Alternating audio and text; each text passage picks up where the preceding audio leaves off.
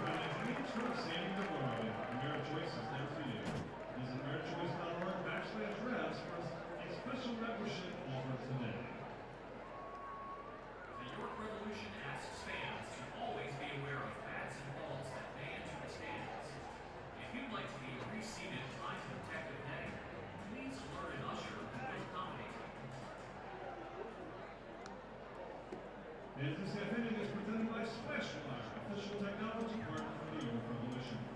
Splashwire is Central PA's locally owned technology service company with resources across the Mid-Atlantic and global reach specializing in strategic, security, and hosted services. Splashwire is driven to simplify how technology is consumed and enhance how technology is experienced. Splashwire, a better way to consume technology. Learn more at splashwire.com.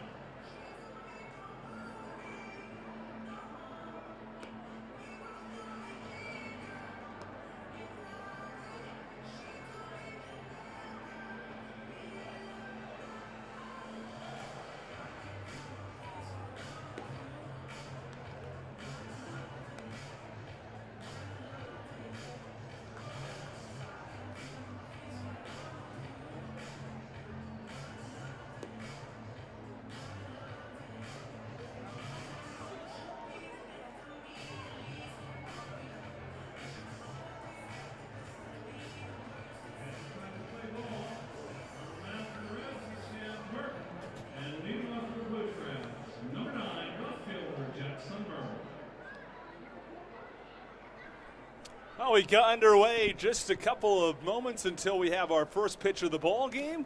A late lineup change had us scrambling right here before first pitch. It's Mike Falsetti who will do the catching instead of Ryan Howe, who we heard from just moments ago. We'll have the rest of that conversation with Ryan Howe a little bit later in between innings today. But let's get you set and ready to go as Jack Sundberg stands in. The first pitch from Sam Burton is swung on and driven to straightaway center field. It's the center fielder Connor Lean who drifts back in front of the warning track, and there is one away. We got a lot to get to, everybody. It's the Blue Crabs and the York Revolution in Game 2 of this 3-game series. As the Blue Crabs lost last night 9-2, and Michael Wolanski digs in against Sam Burton. We'll give you the starting lineup along with some of the information on Burton and his season thus far, as the pitch is low and in to Michael Wolanski in the count, 1 ball and no strikes. Burton pitched briefly for York back in 2019, making 2 starts. He made 2 starts with High Point this year as well, and the pitch swung on and missed, count 1-1. A little bit of a weird situation. Now, Burton pitched for High Point back most recently on July 31st, so it's been more than a month. Pitch, this one a high chopper, third base side foul, count 1-2 now on Michael Wolanski. He also pitched for the Blue Crabs back in 2019 with High Point. He threw 9 innings, allowed 7 runs. He struck out 6. Control was an issue. He walked 9. 1-2 pitch. Called strike 3. Marty Hassenfuss punches out Michael Wolanski, and there are 2 away in the top of the first inning. All right, well, let's run you through this Blue Crabs lineup as quickly as we can, bring you the defensive alignment for the Revs. It's Jack Sundberg who flied out to center. Michael Wolanski struck out. Braxton Lee steps in from the left side. David Harris is back at the designated hitter spot, while Zach Collier is in center field. Joe DeLuca is at first base. The pitch, that's away, and the count, 1 ball and no strikes. Joe DeLuca, the switch hitting first baseman, bats 6th. It's Jared Walker at third base tonight. You heard that right. It's his first start at third base this year. 1-0 pitches upstairs, and the count, 2 balls and no strikes. Mike Falsetti is doing the catching tonight, and Michael Baca will be at shortstop. And the 2-0 pitch. That's up and in, count 3-0. Now Alex Crosby leaves either later tonight or tomorrow morning to go back to Waldorf to catch a flight out to Germany, where he will join his fellow Team Great Britain players for the World Baseball Classic. And the pitch. Called strike, and the count, 3 balls and 1 strike now on Braxton Lee. No score on the top of the first inning. Let's bring you around the diamond for the Revs. In left field, it's Melky Mesa. In center field, Connor Lean. Troy Stokes Jr. is in right. The pitch, line drive to right field. It's Troy Stokes Jr. who comes in and makes the catch chest high for the final out. Let's bring you around the rest of the diamond while we've got a moment. Josue Herrera is at third. Elmer Reyes is at short. Jeffrey Perez is at second. Nelly Rodriguez at first. And John Nunez will do the catching for Sam Burton. That ends the top of the first inning. It's the Blue Crabs, nothing, and the Revs coming to bat when we come back on the Hometown Real Estate Broadcast Network.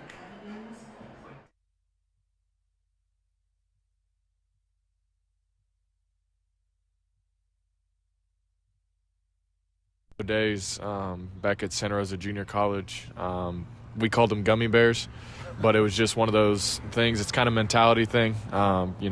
Pitchers want to pitch in, and you miss. We're going to hold our ground and not give up that inside part of the plate. So it's kind of just been ingrained in my head ever since. And I think if you look back at my baseball reference from my JUCO days up until now, I've getting hit a lot. So it's just something that's kind of been ingrained in my head, and it's one of those mentality bulldog things. And I'm going to own that inside half of the plate. If you want to come in, great. If you miss, I'm going to take it.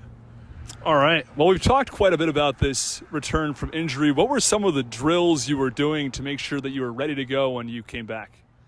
I mean, outside of being in the boot for, 2 weeks, it felt good to kind of get out of it that first day and, just walk around and, feel a little free. But, we did a lot of agility stuff, ladder type things, explosive movements and stuff like that, lateral movements, just to try to, test that foot. The push off is really the biggest thing. So we did a lot of that, and then, kind of slowly worked into playing catch, hitting the cage, then hitting on a field, and then, running bases, and then finally catching bullpens and throwing to bases and stuff like that. So it was a quick, slow build-up, but, I think we did it right, and the way I'm feeling now, I haven't had any pain in it, so it's good to feel and, good to see, and obviously it's great to be.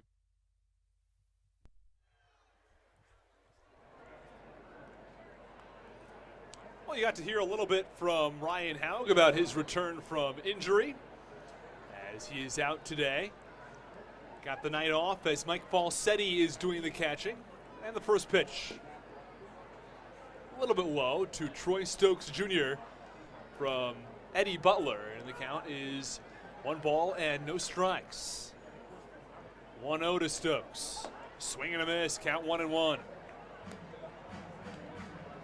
1 1 strike, nobody out in the bottom of the first inning. No score as the Blue Crabs went down in order 1, 2, 3 in the top of the first. Pitch, line drive, well struck, right center field, long run for Lee. He tracks it down on the warning track for the first down. Right in front of the less stress, better business sign in right center field as Braxton Lee got there. It was very well struck off the bat of Troy Stokes Jr.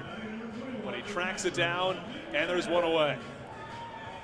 Awfully similar to the first contact from Jack Sundberg as he flied out to deep center. Stokes flies out to deep right center. And here comes John Nunez. So let's take you through the starting lineup for the York Revolution. Troy Stokes Jr. leads things off. It's John Nunez in the 2 spot. Telvin Nash bats third. Nelly Rodriguez is the cleanup hitter.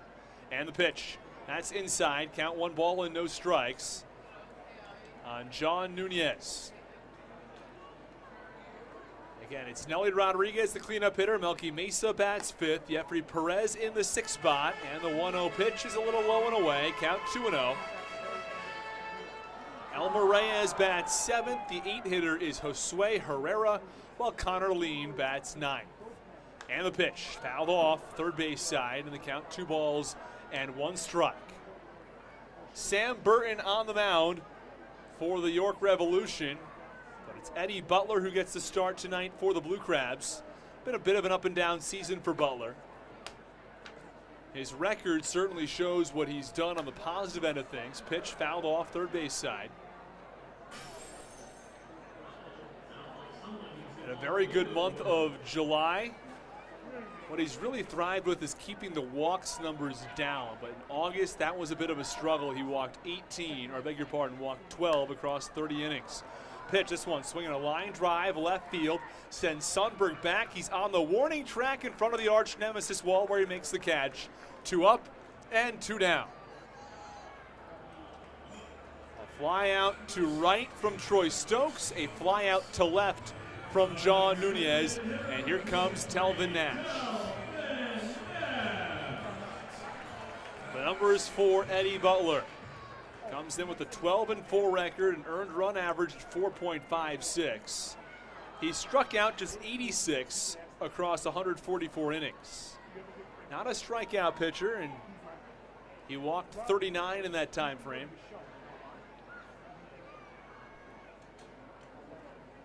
He allows some long balls, allowed 18 across the course of the season, on average about 1 per game.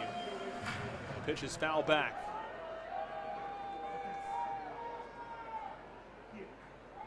Count no balls and 1 strike on the righty Telvin Nash.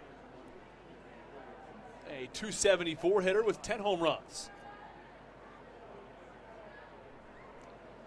Bring you around the diamond after this pitch. The pitch is low and in, and the count is 1-1. 1 ball, 1 strike.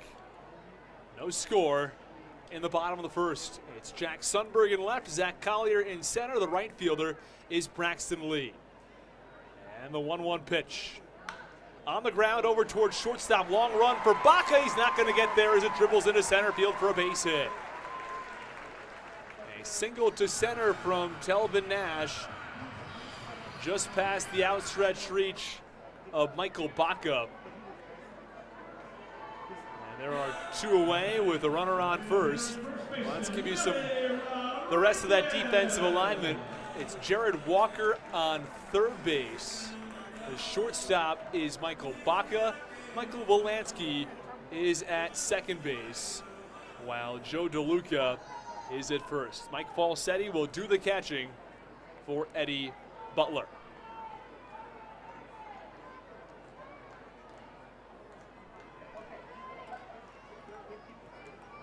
Telvin Nash leads at first. First pitch to Nelly Rodriguez is maybe a little low and away. Looked pretty close though. Either way, the count is 1 ball and no strikes. Glad you could join us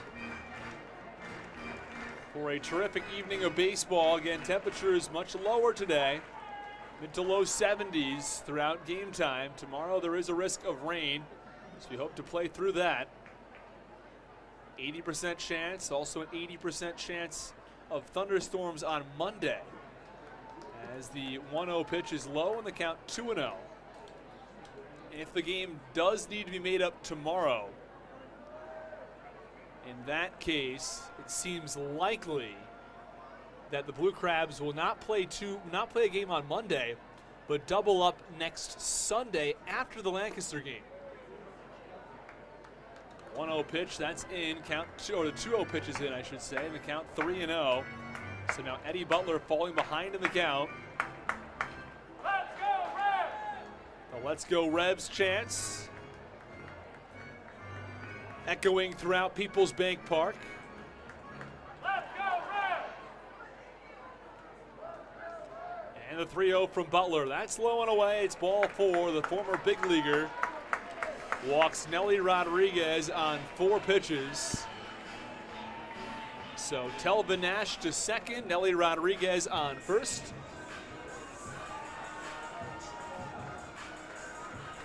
And here comes Melky Mesa.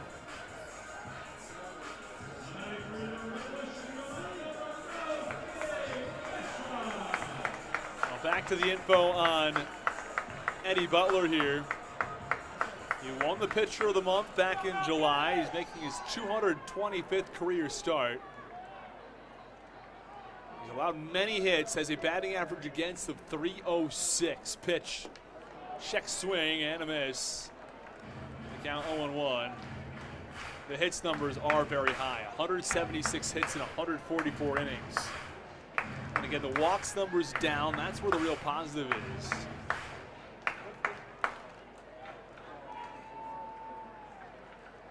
And the 0-1. That's low and away. Count 1-1.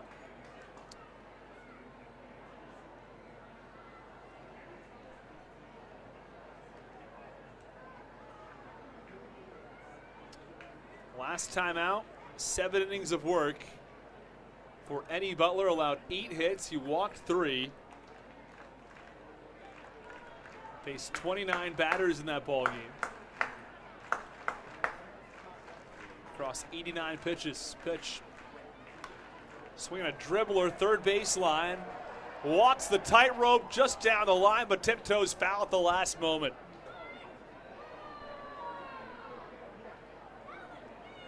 That one nearly stayed fair, and Jared Walker picked it up right as that ball rolled foul. Would have been an infield single for Melky Mesa, who bats from the right side.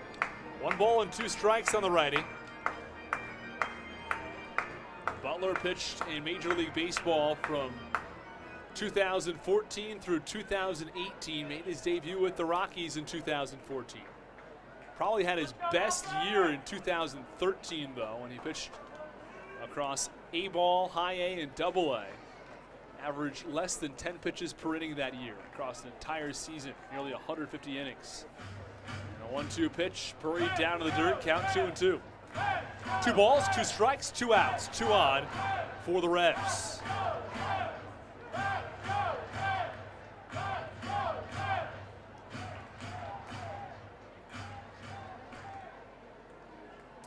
Melky Mesa taps home plate a couple of times. Butler set. 2-2. Swing and a miss, strike 3. High fastball. He gets Mesa swinging at 96. And that ends the bottom of the first inning. Well, the York Revolution pick up a hit. They add a walk at the end of an inning of play. There's still no score from Peoples Bank Park in York, Pennsylvania.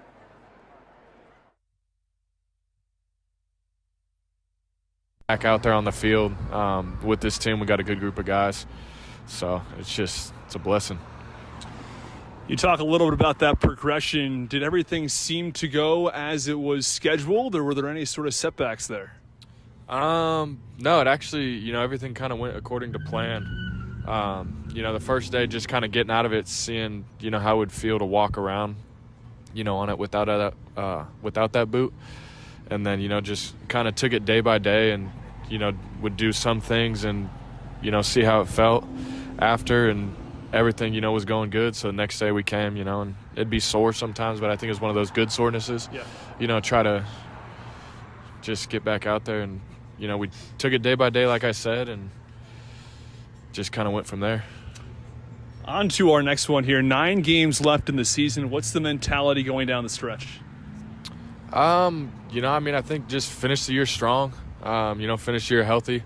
We've had guys banged up throughout the year and stuff, obviously myself included.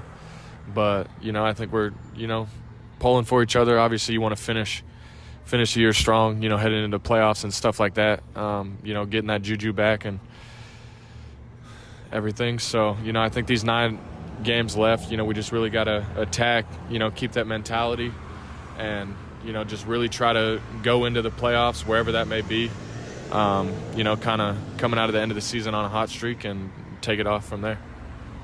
All right, well, let's move into our next segment of the interview. This is going to be our trivia question segment, and then we're going to get your opinion on a couple of different questions here. So let's start.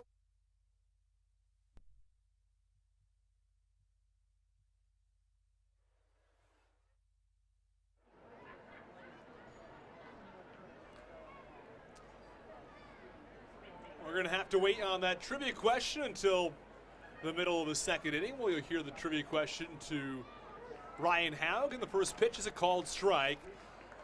David Harris.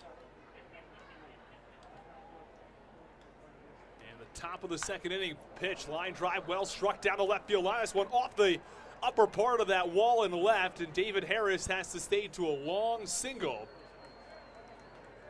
There's a chance that ball's out at Regency Furniture Stadium, but here at Peoples Bank Ballpark, that's just a long signal off the upper part of the wall on that green monster arch nemesis wall. As it's Zach Collier who will step in. It's the first hit of the night for the Blue Crabs. Good to see David Harris pulling the ball effectively again.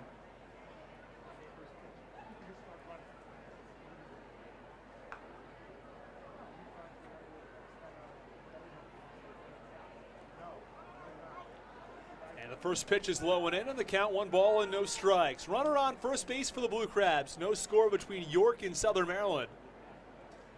We're glad you've decided to join us on a terrific evening for baseball. Rain in the forecast tomorrow. It should hold off for the rest of the night tonight, though.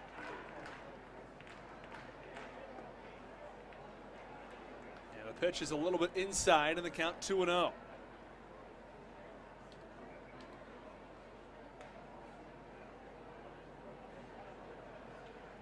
A lot of doubleheaders this year for the Blue Crabs.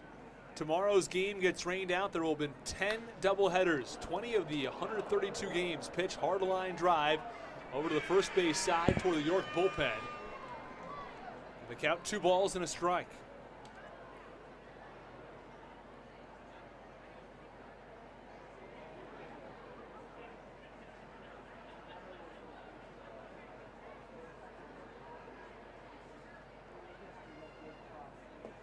And the pitch to Collier, that's low and in. Count 3 balls and 1 strike now on the lefty, with the runner on first base and nobody out. York, Pennsylvania here with the cannon and all. Got to make sure you're looking out for that cannon because it's going to scare you if you don't think it's coming. Pitch, hard line drive foul, first base side. Just a little bit to the right of that right field line. So the count, 3 balls and 2 strikes. Yesterday it was York who struck first in the bottom of the first inning, and it's the Blue Crabs who took a 2-1 lead in the 5th, but from there, all York. Pitch popped up, shallow center field. It's the shortstop as Elmer Reyes back onto the outfield grass, who makes the catch, and there are 2 away.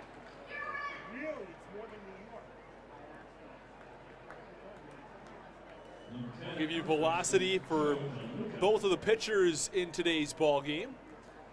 Just one moment as Joe DeLuca digs in.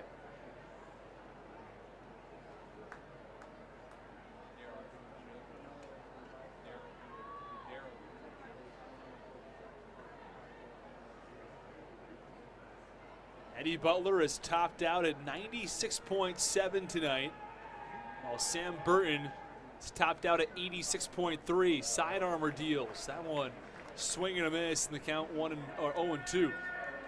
1 away in the top of the second.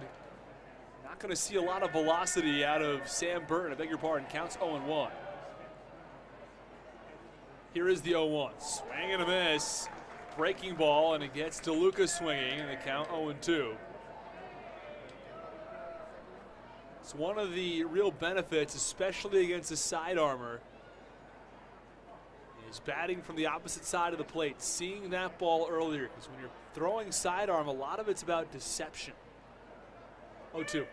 Hard line drive foul, first base side. Count remains 0-2.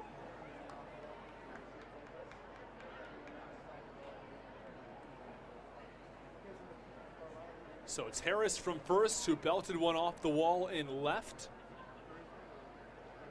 And DeLuca here who bats from the left side against the righty, Sam Burton.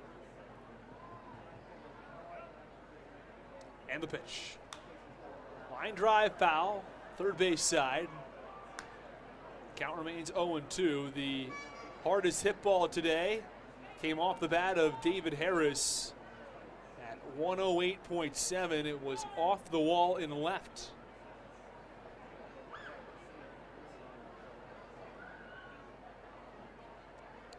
And the pitch. Swing and a miss, strike 3. Joe DeLuca goes down swinging, and there are 2 away in the top of the second. David Harris hit that ball 109 miles an hour. Zach Collier popped out, and now a strikeout from DeLuca. Runner on first base, 2 outs here in the top of the second. No score from Peoples Bank Park. And it will be Jared Walker to step in.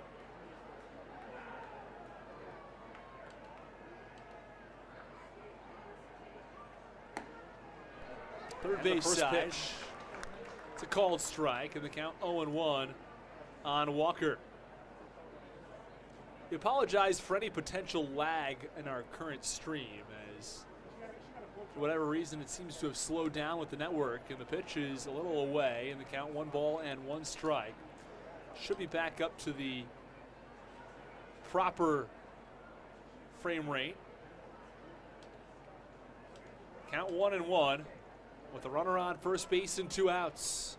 Here's the pitch. Swing and a miss. Count 1-2 as Harris was, I beg your pardon, as Walker was out in front of the breaking ball. Meanwhile, Harris on first base. So a direct flip from Howe to Falsetti, who's on deck. It will then be followed by Michael Baca. 1-2 pitch. Swinging a line drive, well struck down the right field line. It's going to find the corner. Harris chugging around third. They're going to send him to the plate. The throw home is not in time. An RBI double for Jared Walker, and the Blue Crabs have a 1-0 lead in the top of the second. A big-time double for Jared Walker, who jumps on the side armor and slams that ball down the right field line. The Blue Crabs have a 1-0 lead here in the top of the second inning. A runner on second base with 2 outs against Mike Falsetti, who's hitting 175 on the year, 1 home run and 9 RBIs for the righty. And the first pitch is up and away. Count 1 ball and no strikes. Blue Crabs get off to a strong start this evening. 1 run on 2 hits, both of which have come here in the second inning. And the 1-0. That's away. Count 2-0. If you're Sam Burton, the last thing you want to do is fall behind in the count to someone like Falsetti, who's gotten some hits this year. But if you're comparing him to the rest of this lineup, he's at the bottom of the lineup, hitting 175. 2-0 pitch. That's upstairs. Count 3-0. The breaking ball just misses wildly. And the count 3 balls and no strikes. And you gotta throw some strikes here. Otherwise, you walk Falsetti, you'll face Baca, but then you're back to the top of the order. 3-0 delivery. Called strike. Falsetti can't believe it. He thought that was outside. It looked outside. Either way, the home plate umpire, Marty Hassenfuss, says it's strike 1. The umpiring crew today, it's Marty Hassenfuss behind home plate. Phil Heim is at first, and Buzz Albert, who was the home plate umpire last night, he's at third. Pitch is upstairs, is ball 4. The 4th pitch, they're marking as a swinging strike. It was not. It was a called strike. And it was a little outside, or at least it looked so. And the pitch, the 3-1 was upstairs for ball 4. So Falsetti on first. It's Walker on second with 2 outs in the top of the second inning. It's the first walk issued by Sam Burton this evening, as it brings Michael Baca to the plate. And the first pitch. Swing on the ground over to second. Fielded on the backhand by the second baseman, Jeffrey Perez, who fires to first in time for the final out. Well, the Blue Crabs score 1. They strand 2 at the end of an inning and a half. It's the Blue Crabs 1 and the Revs 0 on the Hometown Real Estate Broadcast Network.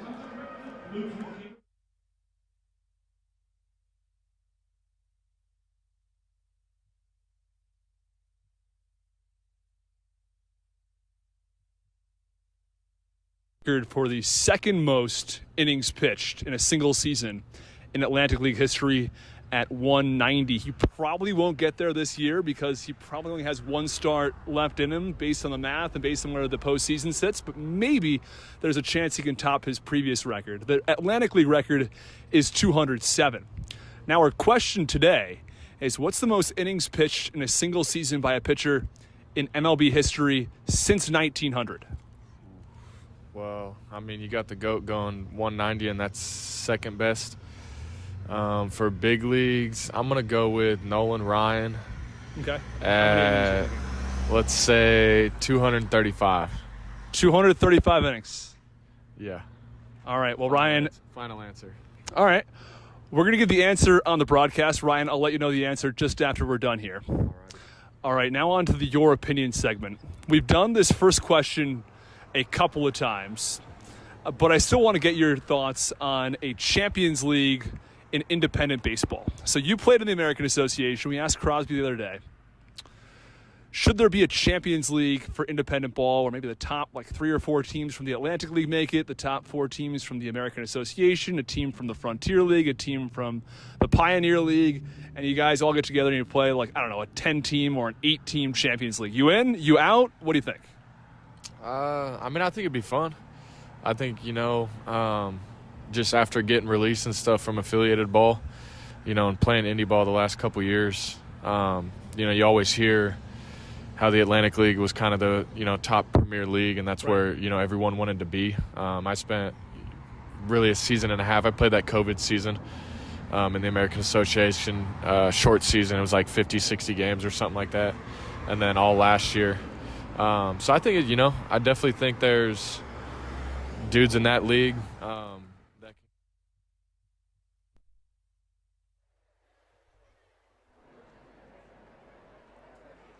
Jeffrey Perez digs in, and the first pitch is a called strike, and the count 0-1 on the lefty. Well, we're glad you could join us today. The Hometown Real Estate Broadcast Network, 1-0 Southern Maryland. Pitch, swing and a miss. The count 0-2 here in the bottom of the second inning, as Perez is the leadoff hitter in the inning. Bats 6th overall in this York lineup. It'll be Perez, Reyes, and Herrera to the plate. Pitch, two-hopper over to short, fielded by Baca. Throw to first. Oh, it's not in time. Oh, looked like the throw beat him. And Joe DeLuca sort of looked back as if to say, how was he safe there?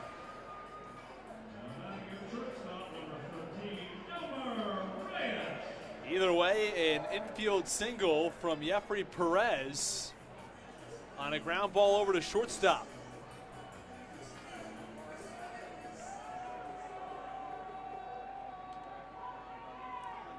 One on with nobody out.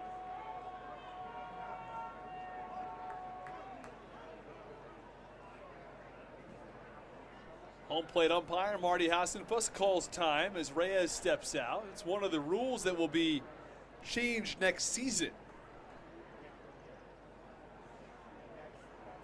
In Major League Baseball, batters are only allowed to step out once. Pitchers apparently can only step off the mound twice to throw over to first base. As that pitch is outside, count 1-0. So if you check over the first time and he's safe, and you don't want to burn that second time because they don't think you can throw over again. Guy can just steal and you can't do anything about it. Or I think you have to get him out the third time, something like that. As the 1-0 pitch is low and the count 2-0.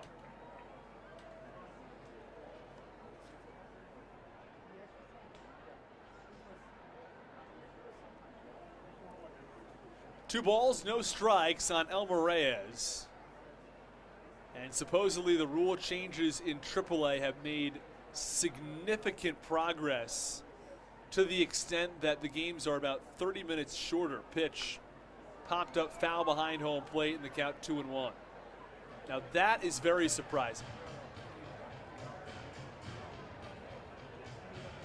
I could see maybe 5 minutes, but it's nearly 30 minutes. It's a massive difference. 2 balls, 1 strike on Elmer Reyes. Butler, pitch. On the ground over to short. Could be 2. Baca to second for 1. Back on to first. 6, 4, 3. Double play. They're 2 away in the second. Very well turned from Baca to Wolanski to DeLuca. So far, Walker has been, well, not very active at third base, but it's going to be good to see how he does down the stretch here in this season. And I'd imagine he's going to be playing a lot of third base. Now, Stan Clyburn, the Blue Crabs manager, was just talking to him yesterday about how much third base he's played in the past, making sure he's ready to go and ready to play at third as Alex Crosby leaves for the World Baseball Classic. First pitch to Josue Herrera, line drive toward left, long run for Sundberg. This one going back at the wall. He leaps and makes the catch. Oh, very nice catch from Jack Sundberg right in front of the lottery sign on the monster in left. A 1-2-3 inning from Eddie Butler. It's not the most traditional of 1-2-3 innings as he allowed a leadoff single before a 6-4-3 double play and a line out to the warning track in left. Well, we're done with 2 innings of play. The Blue Crabs have a 1-0 lead. We go to the top of the third on the Hometown Real Estate Broadcast Network.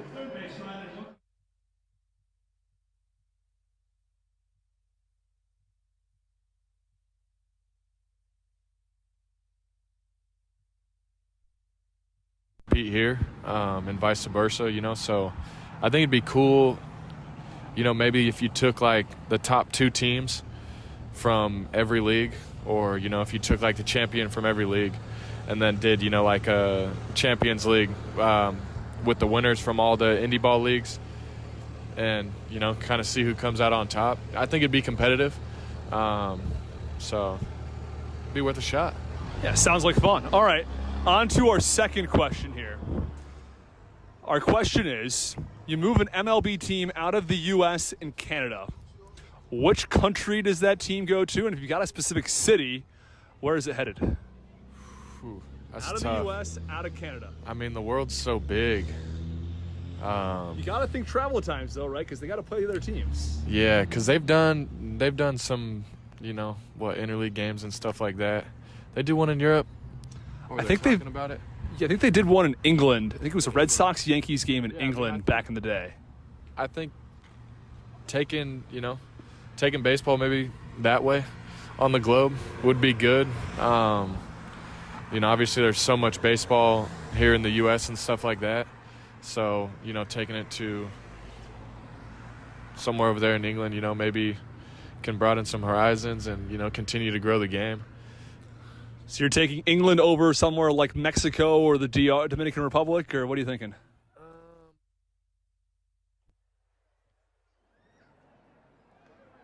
The first pitch to Jack Sundberg is low and away as we are underway in the top of the third inning. Count 1 ball and no strikes. Here's the pitch. Swinging a high fly ball, deep right field. This one back to the warning track at the wall. That ball is gone. Solo home run. Jack Sundberg hit his 5th home run of the year just 2 days ago in Staten Island. He goes yard for his 6th tonight in York. The short porch in right proves costly for the Revs as Jack Sundberg goes deep for the 6th time this year, and the Blue Crabs have a 2-0 lead. Well, Jack Sundberg, I'm not sure if he's changed his swing or what, but the power is really coming through recently. He had that 34-game on-base streak. We didn't see much power there, a lot of singles, a lot of walks. But since he has snapped that streak, we've seen a lot of long balls. This one swung on, driven to deep left center field. Back in front of the wall, it's Connor Lean who tracks it down. That ball was hit out of a cannon off the bat of Wolanski, but tracked down in left center by Connor Lean, and there is one away. That was smoked off the bat of Michael Wolanski. You look at guys who are hitting the ball hard, who consistently hit the ball well. Michael Wolanski is one of the most athletic players you see out there between his abilities at second base and the pitch, swing and a miss from Braxton Lee, and also his consistency at the plate. Even when he's getting out a lot, you still see him hitting the ball very hard. 0-1 pitch is in the count 1-1. Also draws a lot of walks. Had 2 walks yesterday. Lee hitting .301 on the year right now. Here is the 1-1 pitch. That's a called strike in the count 1-2. 1 ball, 2 strikes. With 1 out on the long fly out from Michael Wolanski. The 1-2 pitch is in. Now the count's 2-2. 2-0 Blue Crabs on the solo shot from Jack Sundberg. He and Wolanski nearly went back-to-back. 2-2. Foul back over toward us. Just overhead the press box. Might have hit the sweet level directly above us. Either way, 2 balls, 2 strikes, 1 out. And the flag in center field appears to be at half-mast with 9/11 tomorrow, the commemoration on the 21st anniversary of that tragic day in U.S. history. 2-2 pitch is a little bit outside in the count. 3 balls and 2 strikes. 3-2 pitch, swing and a miss. Fastball from Burton, and Lee swings through it. There are 2 away. As David Harris will come to the plate.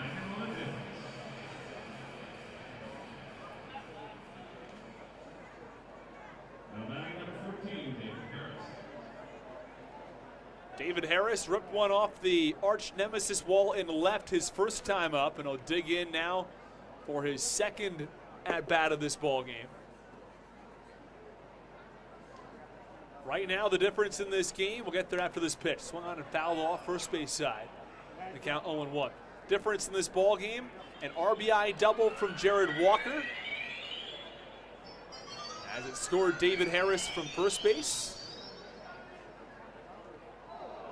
And that ball, hard foul ball, I beg your pardon, came up and in and hit Harris. Thought that I looked up right as that ball was coming in. I thought he might have made contact with it, but no, it hit him.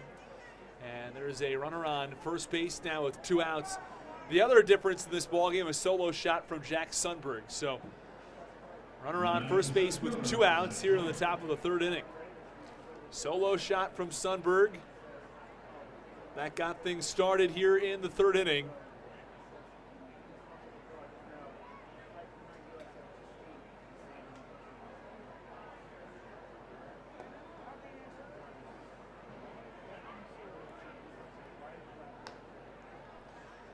Zach Collier will dig in. Sam Burton seems to have had trouble finding the strike zone. And the pitch to Collier is fouled back.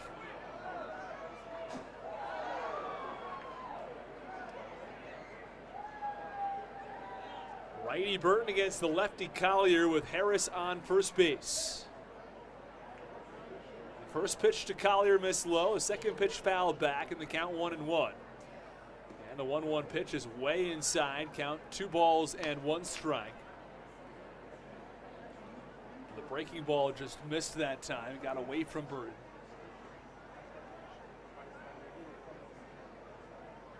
The fastball is not particularly hard for Sam Burton. And the pitch, line drive, center field. This one falling in front of Connor Lean for a base hit. He had trouble fielding it. Now the throw comes into third as Harris reaches third, and Collier, he goes into second base. Both of them standing up. Neither one decided to slide. And so there are runners on second and third with 2 outs, and the Blue Crabs have a 2-0 lead. Blue Crabs 2, York nothing. Collier from second, Harris from third, and DeLuca coming to the plate.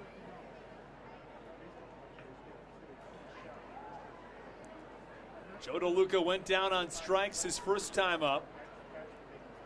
It's Jared Walker on deck, who had a 2 RBI double down the first base line. And the pitch to DeLuca. Big swing and a miss. RBI double from Walker back in the second inning. A solo shot from Sundberg here in the third. And the Blue Crabs have a 2-0 lead with 2 in scoring position. And the pitch, that's low and in. And the count 1 ball and 1 strike.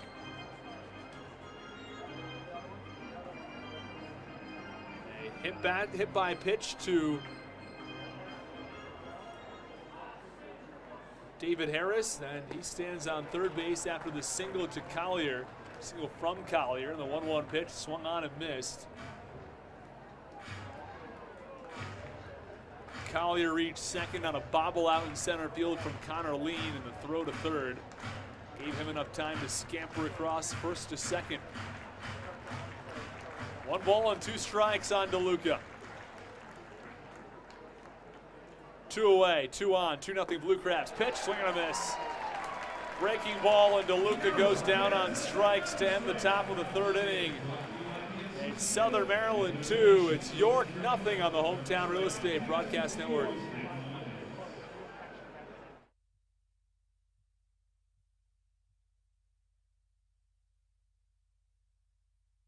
Well, I feel like there's so much winter ball, and stuff like that, that if you could kind of, if they wanted to continue to grow the game and, really make it global, go somewhere where there's not necessarily a lot of baseball, there's a lot of soccer or football, they call it, out there. So, yeah, why not? Let's take it out, take it out to England and see what we can do.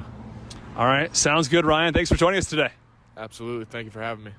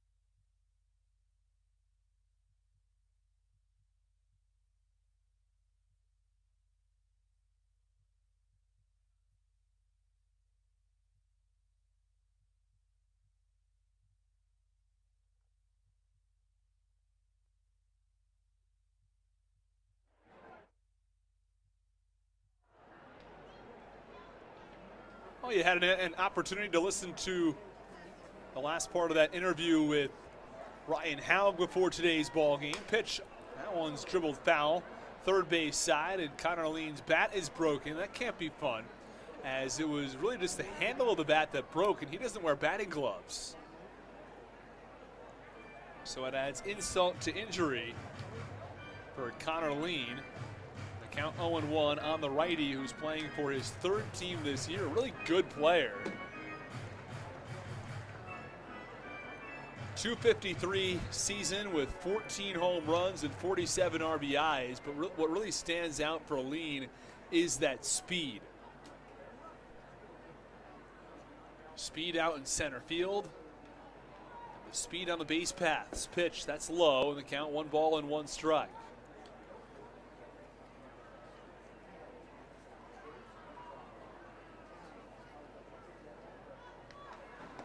And the pitch to Lean, called strike. That one maybe just hit that upstairs and outside corner. And the count 1-2 now on Lean.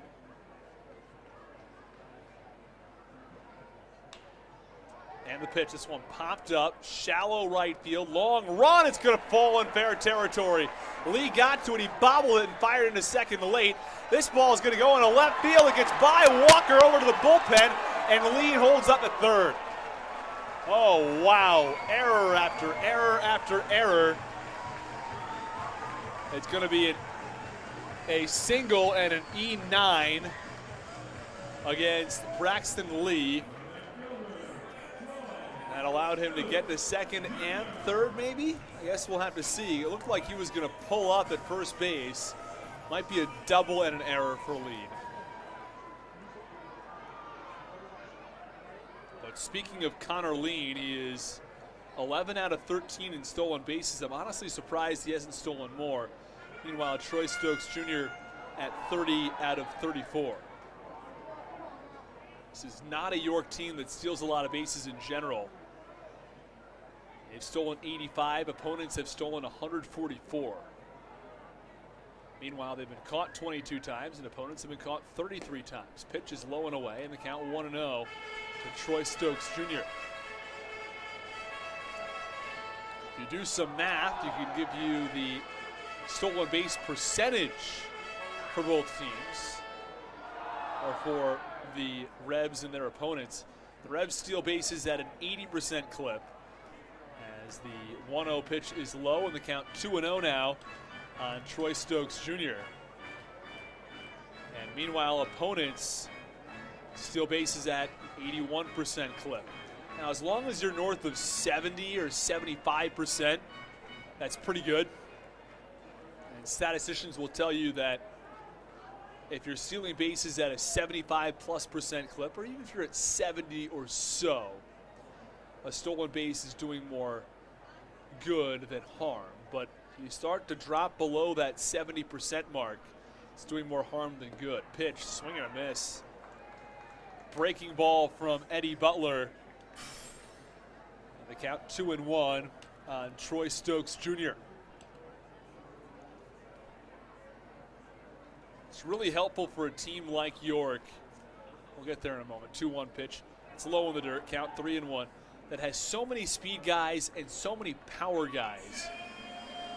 So the York Revolution have 7 players with 10+ home runs. You compare that to the Blue Crabs, who have just 3 players, I should say, with 10+ homers, as DeLuca recently hit his 10th of the year.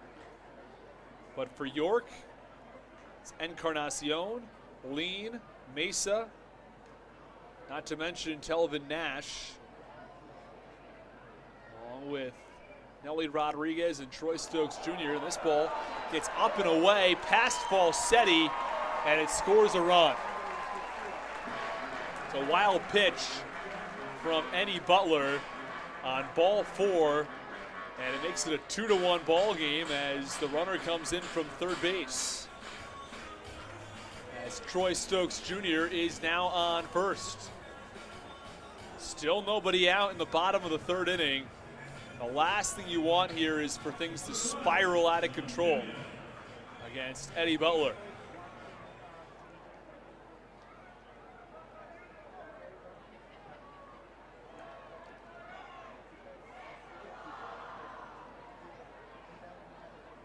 Here comes John Nunez in the bottom of the third inning. Two-hitter in the lineup. Pitch. Low and in. Count 1-0. You do not frequently see catchers in that 2 spot, but that's where John Nunez is.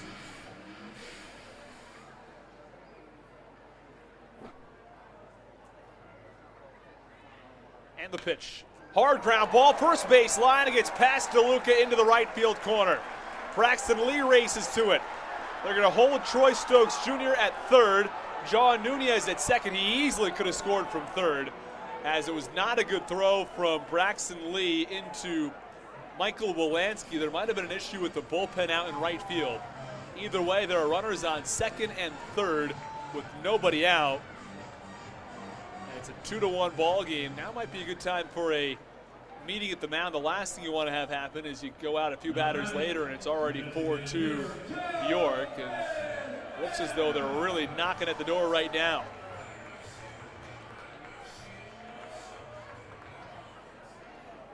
Here comes Telvin Nash, 270 hitter, 10 home runs on the year, a 943 OPS. He singled his last time up. Well, it's Nunez on second. It's Stokes on third. Well, infield appears to be in at the corners, back in the middle infield. Almost like they're a double play death with no one on first. Pitch is popped up in the infield. It's Michael Wolanski who calls everybody else off and makes the catch. And there is one away. Obviously, the base runners have to hold up with the infield pop-up. And so now one out in the bottom of the third inning. Still a 2-1 ball game, but Eddie Butler gets exactly what the doctor ordered. They pop out. But earlier in the inning, the damage was done on a bizarre double from Connor Lean, where he ended up coming around and scoring.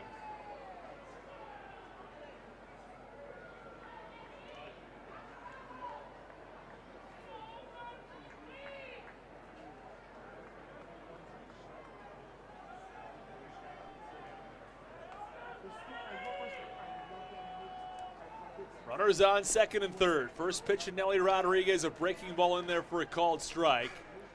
And the count 0-1. Troy Stokes Jr. walked. A double from John Nunez. And a pop out from Telvin Nash.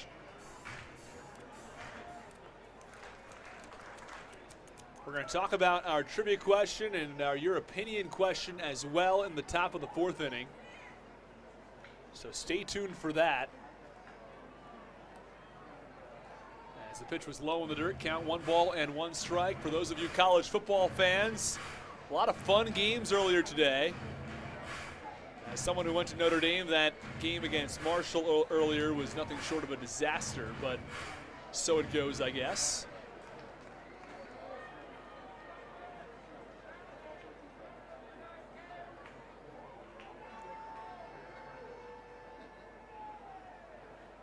Pitch to Rodriguez, fouled off first base side, and the count 1-2.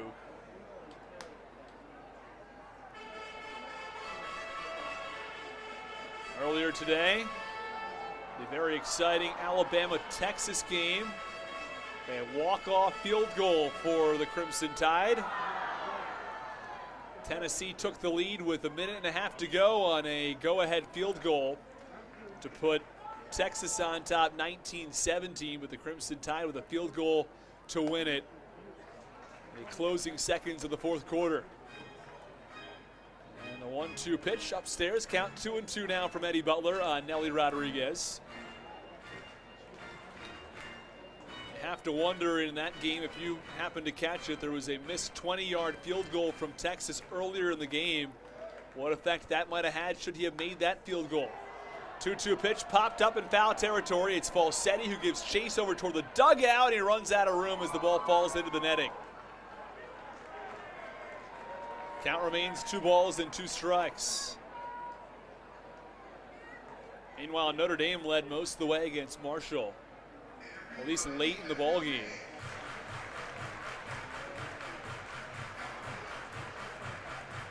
Notre Dame was down. They took the lead 15-12.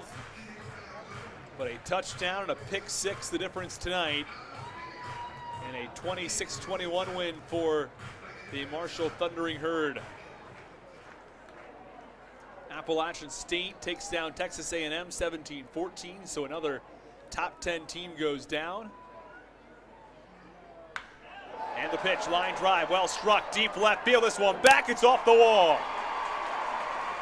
From third, Stokes scores. Nunez scores from second. It's a 2 RBI single from Nelly Rodriguez, and York leads it 3-2. That ball blasted off the bat of Nelly Rodriguez. In most ballparks, that's out of here. This deep wall and left holds it.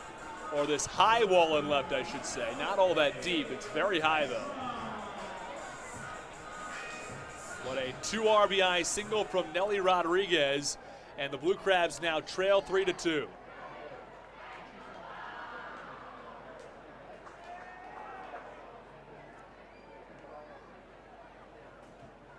Elkie Mesa digs in from the right side. First pitch swinging, line drive, shallow center, long run for Collier. He gets there. And there are 2 outs.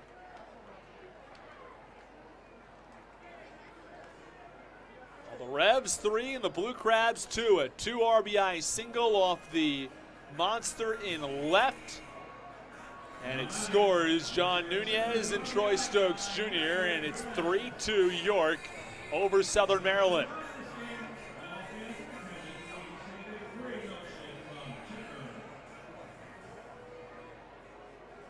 Couple other close top 25 college football matchups. Pitt and Tennessee even at 27.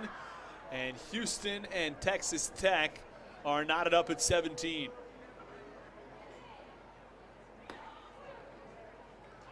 And the first pitch is in there for a called strike, and the count 0-1.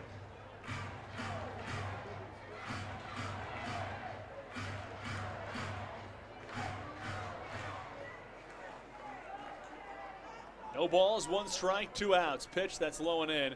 And the count 1 ball and 1 strike now on Jeffrey Perez. Give you some score updates from around Major League Baseball tonight.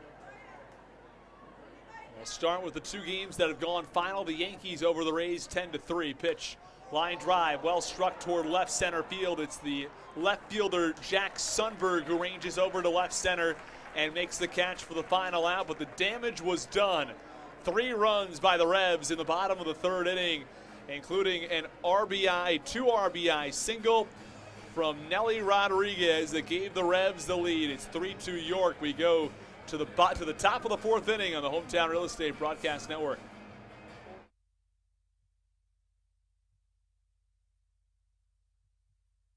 This is Alex Crosby, and you're listening to the Hometown Real Estate Broadcast Network. At Fairway Independent Mortgage Corporation, mortgages are what they do, not who they are. Fairway Mortgage Corporation is a proud partner of the American Warrior Initiative. A key part of this initiative is to educate, encourage, and inspire Americans to give back to our military. Visit their website at www.americanwarriorinitiative.com for more details. Our military fought to protect the American dream. Let's help them live it.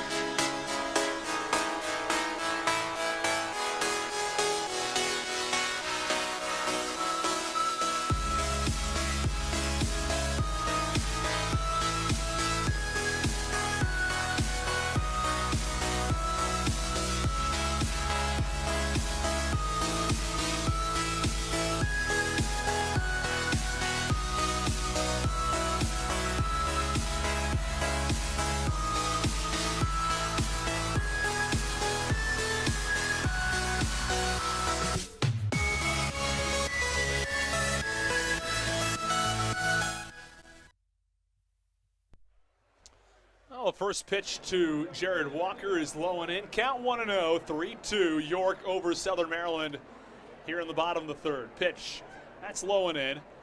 The count 2 balls and no strikes. So a couple of upsets across college football today.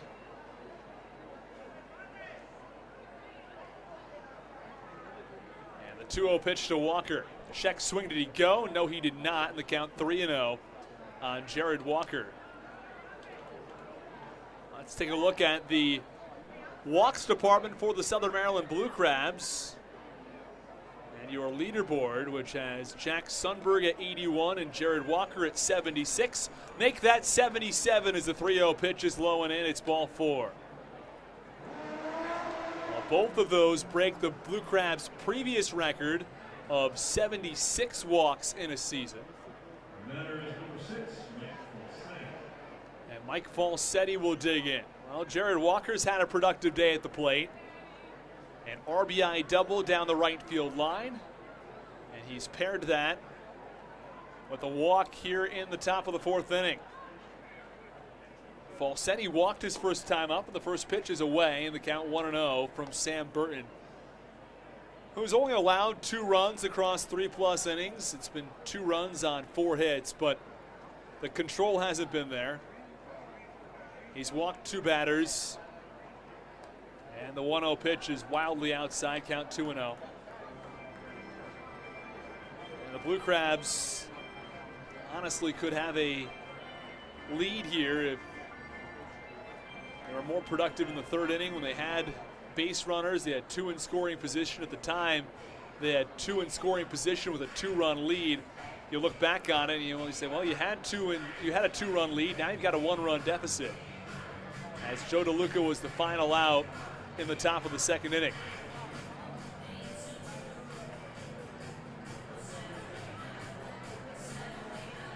Count 2 balls and no strikes on Mike Falsetti, and after Sam Burton has started the inning with 6 consecutive balls, there was a brief meeting between John Nunez, the catcher, and the pitcher Burton, who is making his first start in more than a month as the pitch comes up and in and it hits Falsetti. So just to get this straight, that's the 2nd hit batsman by Burton. He's also walked 2, so he's given away 4 free passes. David Harris was hit by a pitch. And Mike Falsetti now has been hit by a pitch as Michael Baca comes to the plate.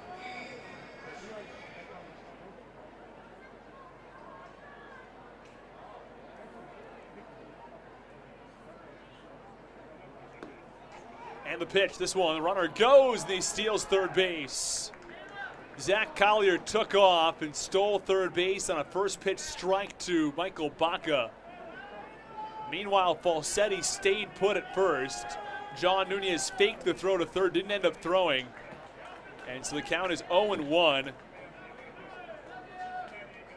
with Falsetti on first following the hit by pitch. So runners on the corners now and nobody out for Michael Baca. Well, Blue Crabs, all you gotta do is put something in play here and they should get a run in. And barring a pop out, a ground out should do it.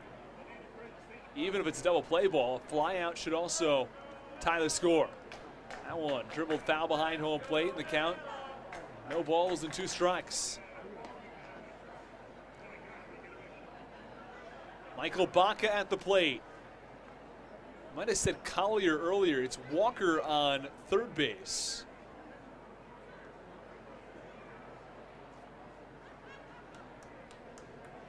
And the pitch to Baca, swinging a line drive left field, not very deep. Monty Mesa makes the catch. Walker's going to test the arm. The throw's a pretty good one, but it's a little bit up the first base line, and Walker scores. 3-3 ball game. We got things started in the inning with a walk. He advanced to 2nd on the hit by pitch to Falsetti. He steals 3rd base and comes around and scores on a sacrifice fly. Meanwhile, Falsetti to 2nd. And Baca picks up the RBI, but a runner in scoring position still in what's a 3-3 ball game. And this is what happens when you walk too many batters and when you hit too many batters. 4 free passes issued by Burton. Also allowed 4 hits, so 8 base runners across 3 1/3. Pitch to Sundberg. That's a called strike on the outside corner. 1 away, 3-3 ball game. And a pitch called strike.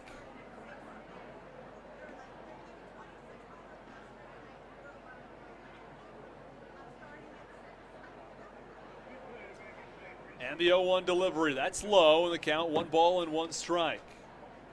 1 ball, 1 strike, 1 out. Runner on second base.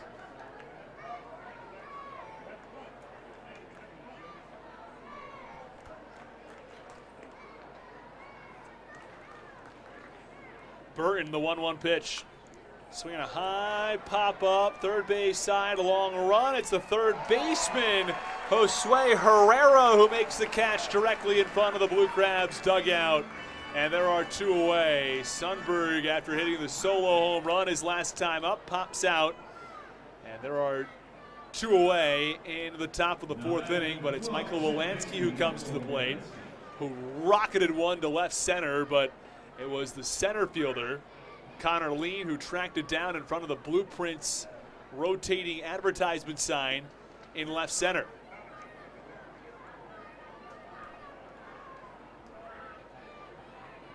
And the first pitch to Wolanski. That's upstairs, count 1-0 from Sam Burton. The count 1 ball and no strikes. Blue Crabs 3, York 3. Again, time for our trivia question tonight. What's the most innings pitched in a single season in MLB history since 1900? And the 1-0 pitch is outside of the count, 2 balls and no strikes. We've done a lot of similar questions to this, but never this exactly. Most innings pitched in a single season since 1900 in MLB history. 2 0s away, count 3-0. We asked this question in our pregame show after Darryl Thompson is not going to set his record, but will likely get close. Just based on the way the math works and what happens with the playoffs, 3-0 pitch upstairs, ball 4. Seems unlikely that Darryl Thompson will get 2 more starts. So just to think about it logically here. 9 games to go. He pitched yesterday, so he pitched in game 10. You'd think he'd then pitch again with 5 games to go. But you wouldn't want to pitch him on the last day of the season because you've got playoffs coming up next. You want to position your starters so you can go 1, 2, 3.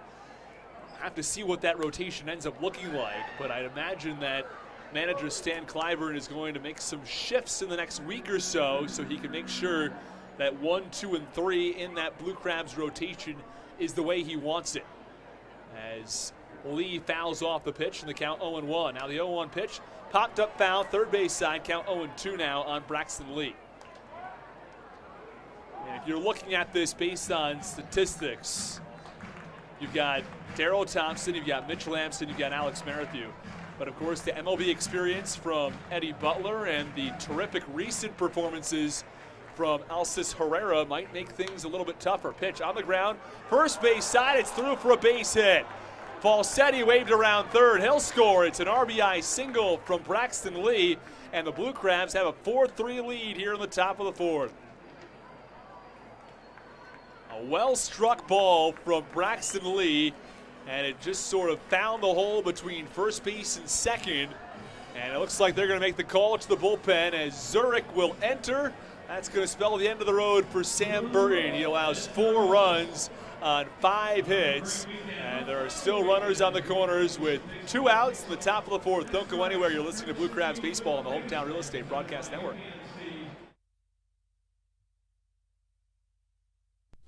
At Fairway Independent Mortgage Corporation, mortgages are what they do, not who they are. Fairway Mortgage Corporation is a proud partner of the American Warrior Initiative. A key part of this initiative is to educate, encourage, and inspire Americans to give back to our military. Visit their website at www.americanwarriorinitiative.com for more details. Our military fought to protect the American dream. Let's help them live it.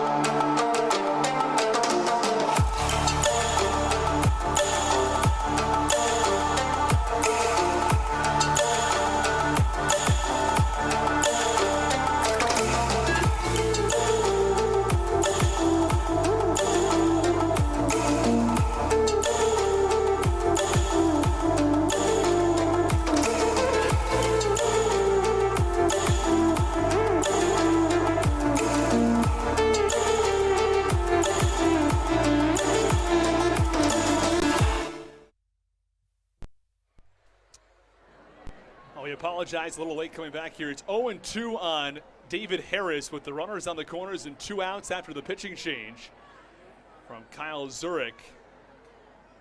And the pitch is fouled off. Count remains 0-2. No balls, 2 strikes on Harris with Lee on first and Wolanski on third. Braxton Lee, an RBI single to give the Blue Crabs a 4-3 lead here in the top of the 4th inning as Kyle Zurich enters, Sam Burton exits.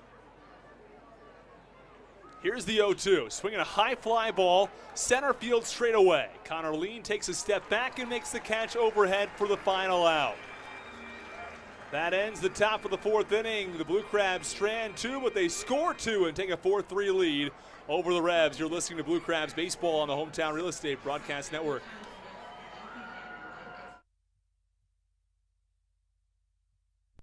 This is Nick Wells, and you're listening to the Hometown Real Estate Broadcast Network.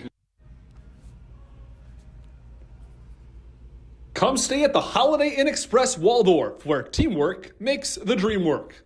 A proud sponsor of the Southern Maryland Blue Crabs and your home away from home. The Holiday Inn Express is located at 11,370 Days Court. That's 11370 Days Court, Waldorf, near the Waldorf Shoppers World Shopping Center. Call 301-932-9200 to make a reservation or look us up at ihg.com or on the IHG app. Come put your feet up and enjoy the complimentary free breakfast and indoor heated pool at the Holiday Inn Express, Waldorf.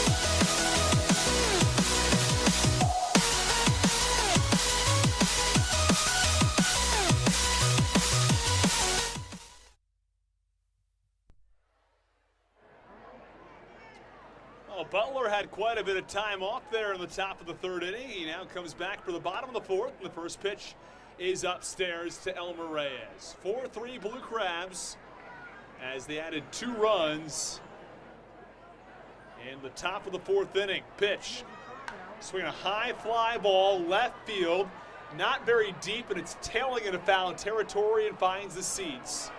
And the count 1-1 strike on Elmer Reyes.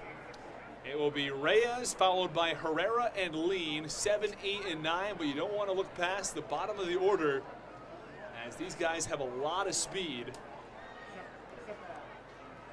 Already seen Lean display that speed in center field, tracking down a couple of outstanding catches.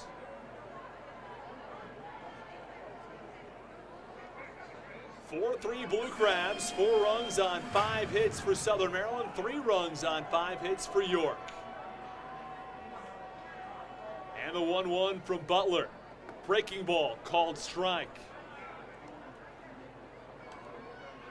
Count 1-2 strikes now on the righty Reyes.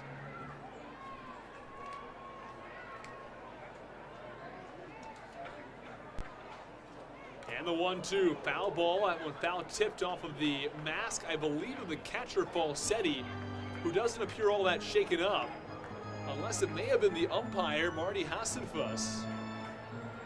Looked as though it was the catcher Falsetti. The bumps and bruises that come along with playing that position behind the plate. 1-2 pitch. Swinging a line drive, belted foul down the left field side. Would have had the distance. as that ball exits the ballpark onto the street down the left field line. Ball was blasted.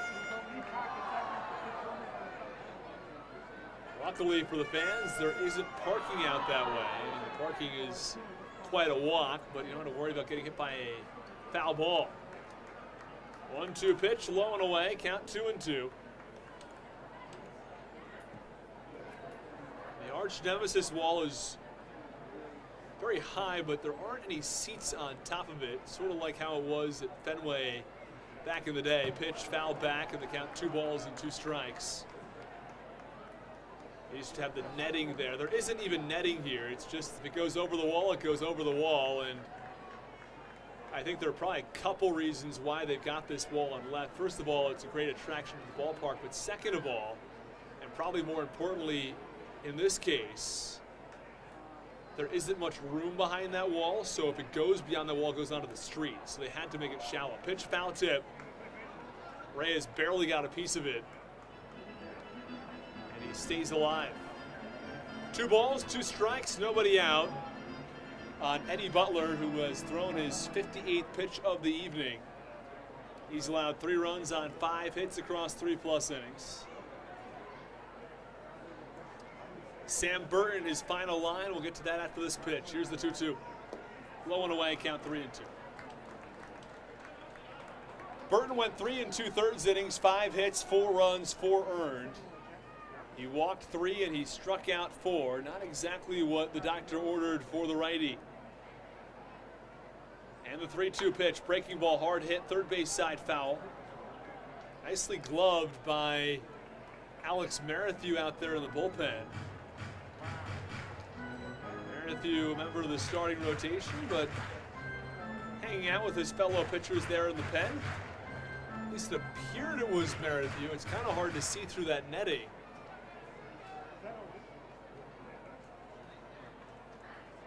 And the 3-2 pitch, swing and a miss, pitch in the dirt. Falsetti picks it and he tags out Elmer Reyes, and there is 1 away in the bottom of the 4th inning. Josue Herrera will come to the plate. 10 pitches, 11 pitches I should say.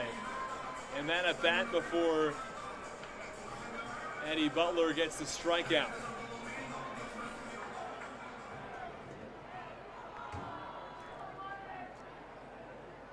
Buried the breaking ball. I think he was done with that at bat, whether he took it or whether he swings and misses at it. Just enough. It's 11 pitches. And here is the first pitch to Josue Herrera. Well, it's swinging and it's grounded over to first. DeLuca fields the underhand flip to Butler is in time. They're 2 away. So following an 11 pitch at bat, it's a 1 pitch at bat from Eddie Butler. And there are 2 away in the bottom of the 4th. Connor Lean, the 9-hitter, digs in.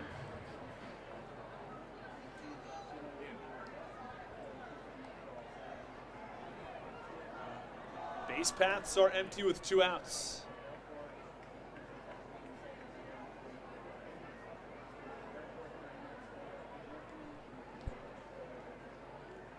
Butler set at the chest. Here's the first pitch. Shows bunt, pulls back, pitches away, count 1-0.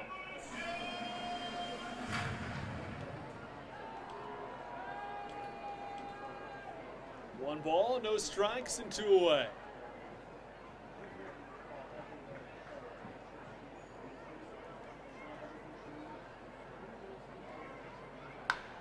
And the pitch, line drive toward left, long run. It's Sundberg who leaps and makes the catch at the edge of the warning track. Oh, he tracked it down and went into a dive after he leaped and made the grab. He was down on the ground for a moment. He's up now. And that ends the bottom of the 4th inning. A couple of hard hit balls that time, but Butler works around it. He gets a strikeout, a ground out, and a hard line out to left. And that ends the bottom of the 4th inning. The Blue Crabs still have a 1-run lead. It's 4-3 as we go to the top of the 5th.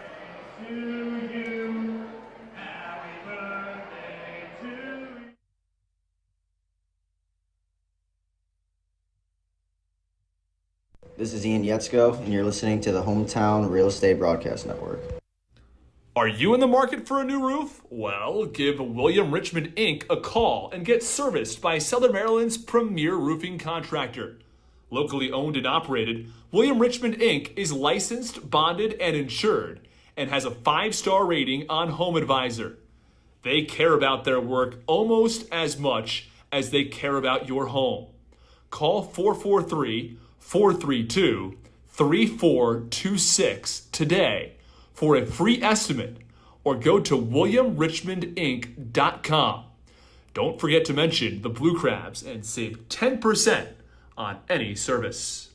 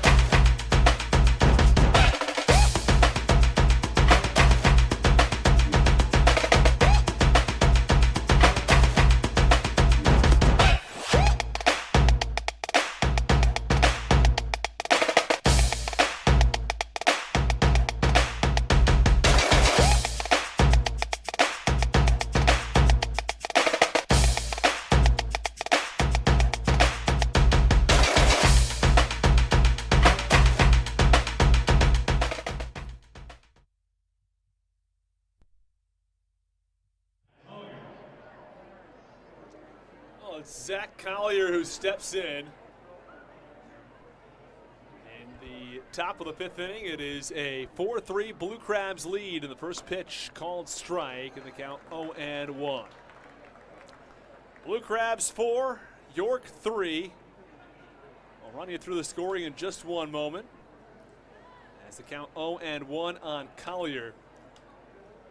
We're going to get to that YouTube chat as well in a moment. 0-1 pitch, line drive foul, third base side. Again, we announced this back in the 4th. We're going to do our trivia question as well in a moment. Trivia question was, what's the most innings pitched in a single season in MLB history? We've done some similar questions. We haven't done this specific one. Most innings in a season since 1900. That's the cutoff, 1900. And the 0-2, up and away. Count 1 and 2. And then we're going to get into our 2 opinion section questions as well. We'd love to hear your thoughts on those.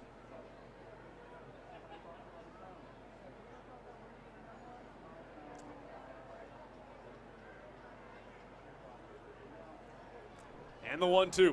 Swinging a ground ball over to first base, fielded by the first baseman, Ellie Rodriguez. The toss to first is in time, and there is one away. Jordy Gambin Serrano says that if it's a tie, we'll go to the, yeah, that is right. That is how baseball works. You go to the 10th inning when it's tied. Marilee Gray said, hey, Austin, did you find any New York bagels? I haven't watched the last couple of days. Fun fact, one of the starting pitchers for the Blue Crabs used to manage a bagel shop. Can you guess who it was? All right. Well, Marilee, I'll get to that in a second here. But let's answer your first question first. We had a couple of New Jersey bagel spots. They weren't great. We'll leave it at that. Pitch was a called strike on the outside corner to Joe DeLuca. One of them sold Mexican food and bagels, which I don't know about you, but I don't tend to think that Mexican food and bagels really go well together. I mean, they're not at all similar. But they were selling both of those at the same place. It left a little bit to be desired. 0-1 pitch, a swing and a miss, count 0-2. This was not a top-notch 10 out of 10 bagel. Count 0-2 to Joe DeLuca. And as far as which pitcher used to manage a bagel shop, let me give that a minute, and I'll get back to you on the answer to that, my answer to that. 0-2 pitch, swinging a line drive, well struck right field, but it's Troy Stokes Jr. who tracks it down toward the right field line and makes the catch. DeLuca now 0 for 3 after the fly out to right field. And there are 2 away in the top of the 5th. Still a 4-3 Blue Crabs lead. Marilee, I'll guess maybe Alex Merrithew. Did he used to work at a bagel spot? Guess we'll see. Susan H. says, what happens if tomorrow's game is delayed? When would they make it up? And we're still trying to sort out the details on that. Whether it would be Monday or exactly when it is. I guess where our account has said Monday.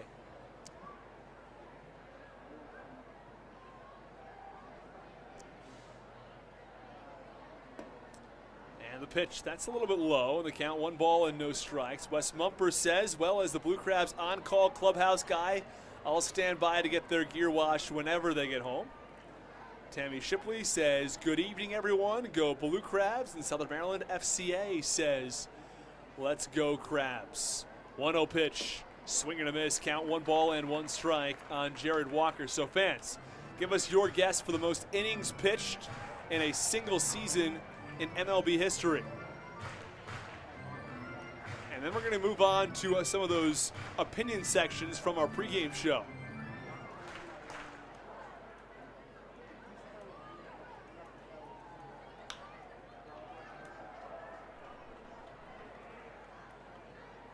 As that one is top foul, first base side, count 1 and 2.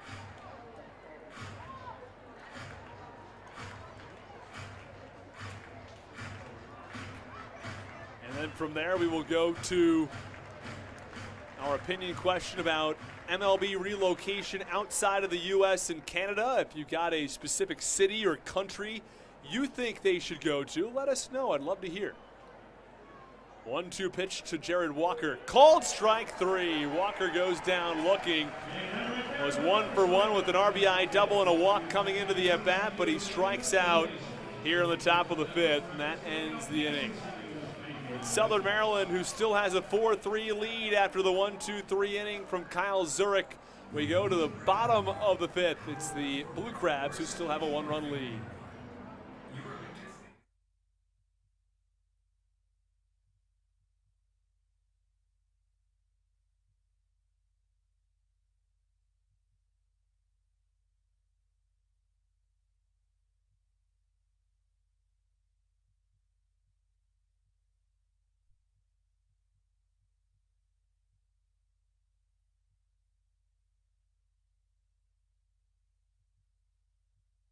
This is Michael Baca, and you're listening to the Hometown Real Estate Broadcast Network.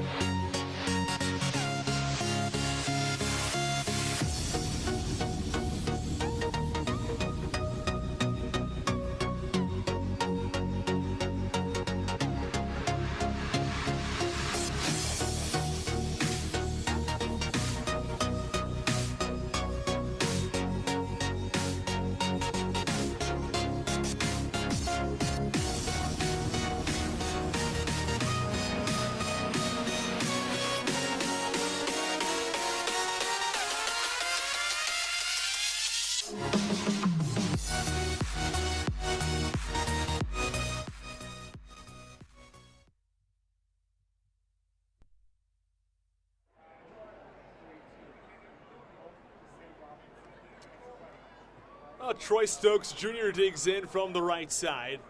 It's a 4-3 lead for the Blue Crabs as Butler deals. First pitch, line drive, well struck, deep left field. This one back to the warning track. It's over the wall and left. A solo home run on the first pitch in the bottom of the 5th inning off the bat of Troy Stokes Jr. For Troy Stokes, that is his 16th home run of the season, as he goes deep over the wall and left and ties the score at 4 as the cannon fires out in right center. That's what it takes. They say it takes just one pitch, and it does. A first pitch solo shot Off the bat of Troy Stokes Jr. over the wall in left field. It was maybe only 5 feet over the yellow line on top of the wall in the left, but it gets over the wall nonetheless. And this ball game is level. John Nunez, who bats second in the lineup, steps in. The home run ball and the hits, that's what have really added up against Eddie Butler so far this season. The batting average against, not where he'd like it, I'm sure, as it comes in north of 300. Pitch called strike, count 0-1. No balls, 1 strike, no outs. Here's the 0-1. That's inside, and the count 1 ball and 1 strike.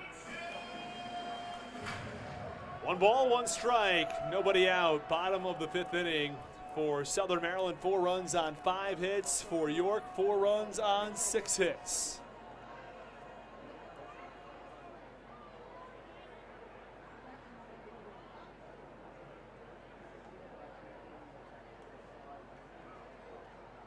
And Butler, the 1-1 offering. It's a little inside. Count 2 balls and 1 strike. Marilee Grace said, "Bing, bing, bing." Alex Merritt, you did manage a bagel shop in Kansas City. Authentic New York style bagels, the best. I'll be at the playoffs. I'll bring you some. Well, thank you very much, Marilee. Really appreciate that. And the 2-1 pitch is low. Count 3 balls and 1 strike. She also said, "And I'm a part-time culinary instructor and have another son who is a chef, so no Mexican food and bagels do not go together. That is not a good fusion of flavors." It doesn't sound like it, and it wasn't. And the 2-1 pitch grounded over to the first base side. It's foul as it goes foul just at the last moment, as the home plate umpire Phil Heim is the one who makes the call.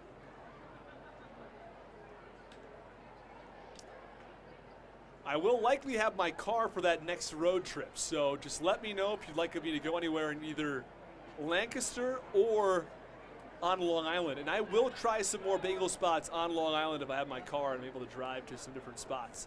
3-2 pitch is low and in. It's ball 4 on John Nunez. Tammy Shipley says that her trivia guess is 310. Totally a guess. I'd be impressed if someone actually knows the number with the name of the pitcher. Ryan Howe guessed 235 with Nolan Ryan, which is funny enough because Nolan Ryan threw 235 pitches in a game, but the question is how many innings pitched in the course of a season. There is a pinch hitter as Maglio Ordonez Jr. comes to the plate. He is pinch hitting for the starting pitcher Sam Burton, who had to enter the ball game as they lose the DH. Telvin Nash no longer in the ball game. So 1 on and nobody out. The first pitch called strike on the outside corner. The count 0-1. Ordonez Jr. not hitting well this year, just 150 on the season.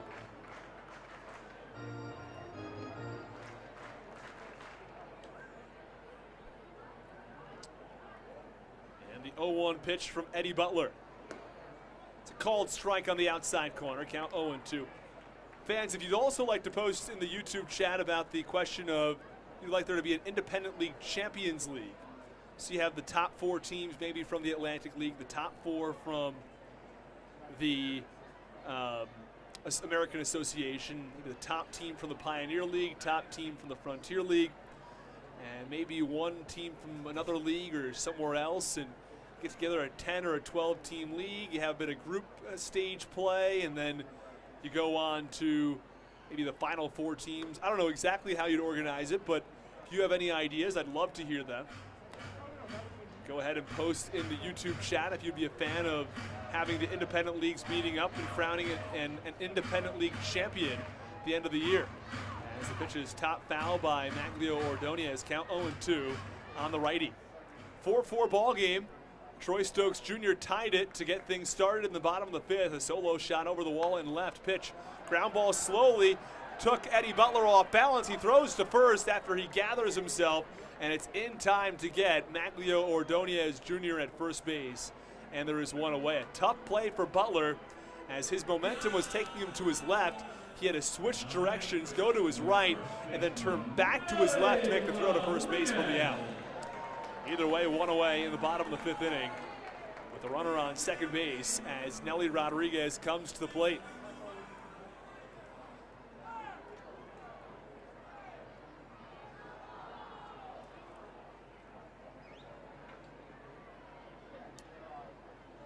Got a chance to catch up with Ryan Howe before today's game, the Blue Crabs catcher who has the night off tonight, but he is back from his foot injury. We had a chance to talk to him about that recovery process, along with our trivia question tonight. Again, he guessed 235 innings from Nolan Ryan. We'll give you a hint. It's a little higher than that. 0-1 pitch. Swinging a line drive, center field, not all that deep. It's going to drop for a base hit. Collier comes up fielding quickly and fires back in. They're going to hold the runner at third base. That's John Nunez.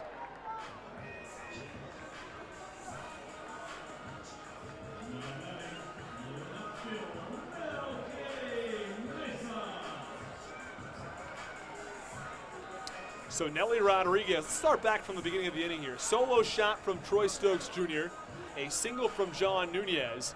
He advances to second on a ground out from Maglio Ordonez Jr. And now another single from Nelly Rodriguez. Runners on the corners, one out. This is a 4-4 ball game.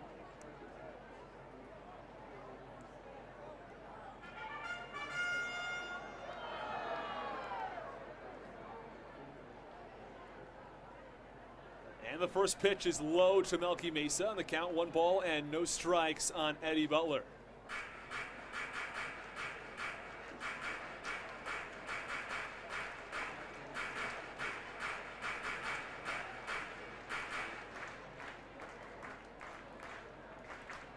Mesa digs back in from the right side. Runners on first and third with 1 out.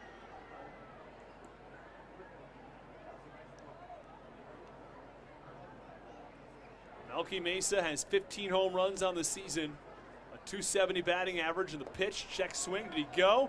They motion over to first. Phil Himes says no, he did not. Count 2 balls and no strikes.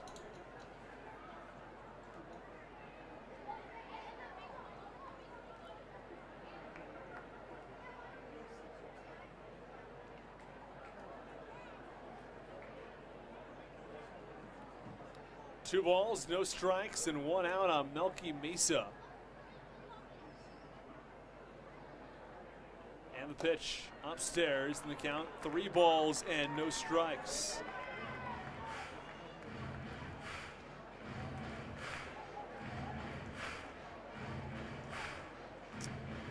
Well, across the landscape of college football, LSU looks like they're going to get their first win of the day. It's only the first quarter. They're only 7.5 minutes in, but they lead 28-0. Pitch, line drive into right field. It's a base hit. 1 run scores. It's Nunez from third. Mesa with the base hit. Nelly Rodriguez from first to second. It's 5-4 as the York Revolution have taken the lead in the bottom of the 5th inning. A tough outing from Eddie Butler as Melky Mesa as the franchise record for the most career RBIs.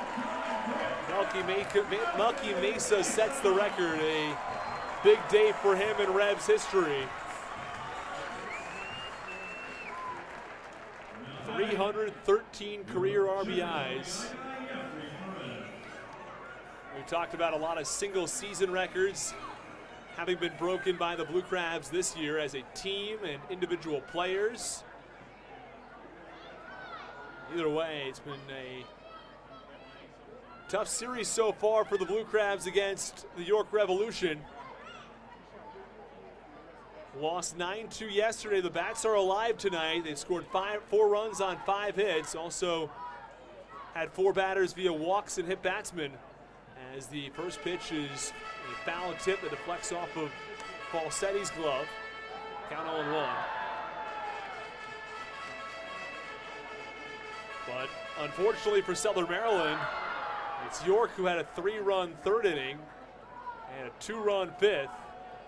The long ball has hurt the Blue Crabs so far. A solo shot off the bat of Troy Stokes Jr. tied the game earlier in this inning. Nelly Rodriguez with a 2 RBI single off the wall in left. That came back in the 3rd inning. Meanwhile, David Harris might have had a home run of his own if the wall didn't cut that down back in the 2nd inning.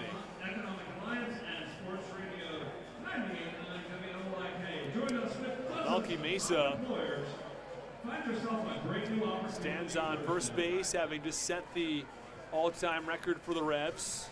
Jeffrey Perez at the plate, a 277 hitter.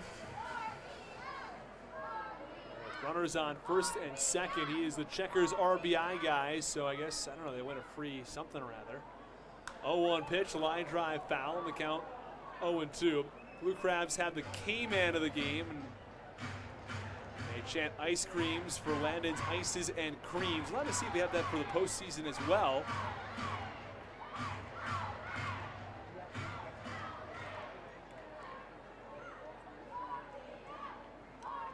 No balls, 2 strikes. Here's the pitch.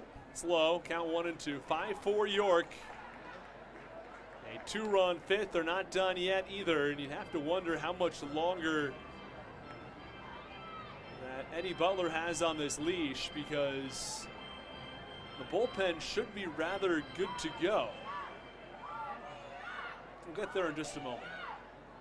And the pitch upstairs gets away from the catcher, Falsetti, and advancing from first to second and second to third go Melky Mesa and Nelly Rodriguez. That's a passed ball against the catcher, Mike Falsetti. It was a little high, but it's one he should have had. Either way, the count now 2 balls and 2 strikes with 2 in scoring position. And the infield has to move in for the Blue Crabs to try to prevent Nelly Rodriguez from scoring the run. Try to cut down those angles and try to cover as much ground when you're in the infield. And the 2-2 pitch is away, count 3-2. This is not what we're used to seeing from someone like Eddie Butler, as he's now thrown 83 pitches. 85 now, that's not updated. 83 pitches, 85 pitches, 50 strikes, but he's walked a couple of batters now, and behind it, and it's a 3-2 pitch. Now it's the pitch, he's strike 3. Oh, Jeffrey Perez strikes out, as still Nelly Rodriguez on third base and Melky Mesa from second. But I was about to say that he had missed the zone quite a bit here, and he hadn't been throwing as many strikes, and he gets a strikeout of Jeffrey Perez. Well, Butler across 4 2/3 innings has allowed 8 hits, 5 runs. He's walked 3 today, but he's struck out 3, and that third strikeout comes at a big time, allows the infield to move back. And the pitch called strike, count 0-1. Back to that point of the bullpen. The Blue Crabs should have Patrick Baker available tonight. Should also have James Dykstra, Andres Briseño, and Matt Latos. Those 4 guys could all pick up an inning apiece and take the Blue Crabs from the 6th inning through the 9th inning, especially with that Monday off day coming up. And if not the Monday off day, the off day tomorrow.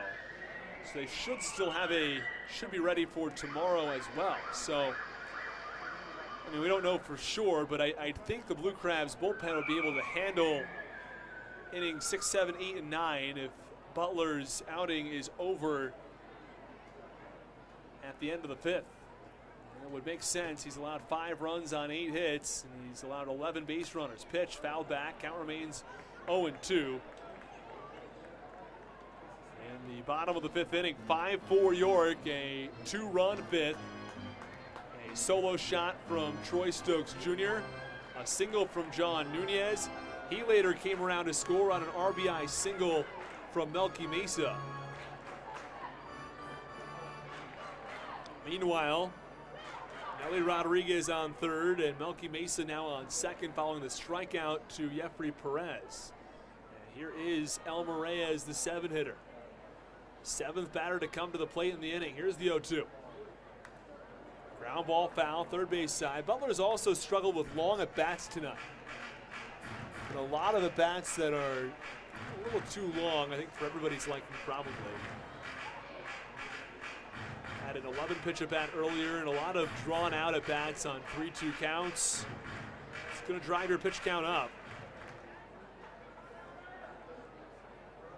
Butler has averaged nearly 20 pitches per inning in this ballgame. 0-2 pitch, hard line drive, foul. The count remains 0-2. He's gotten 14 outs across 90 pitches.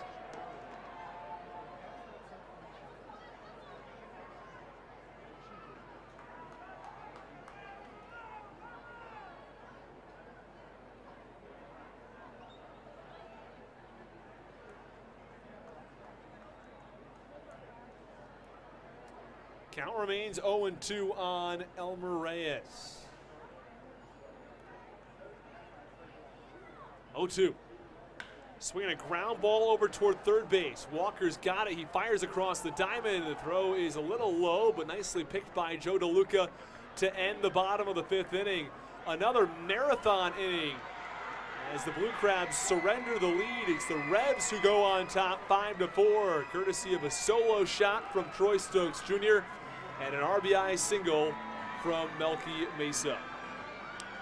Oh, we go to the top of the 6th. It's 5-4 York on the Hometown Real Estate Broadcast Network.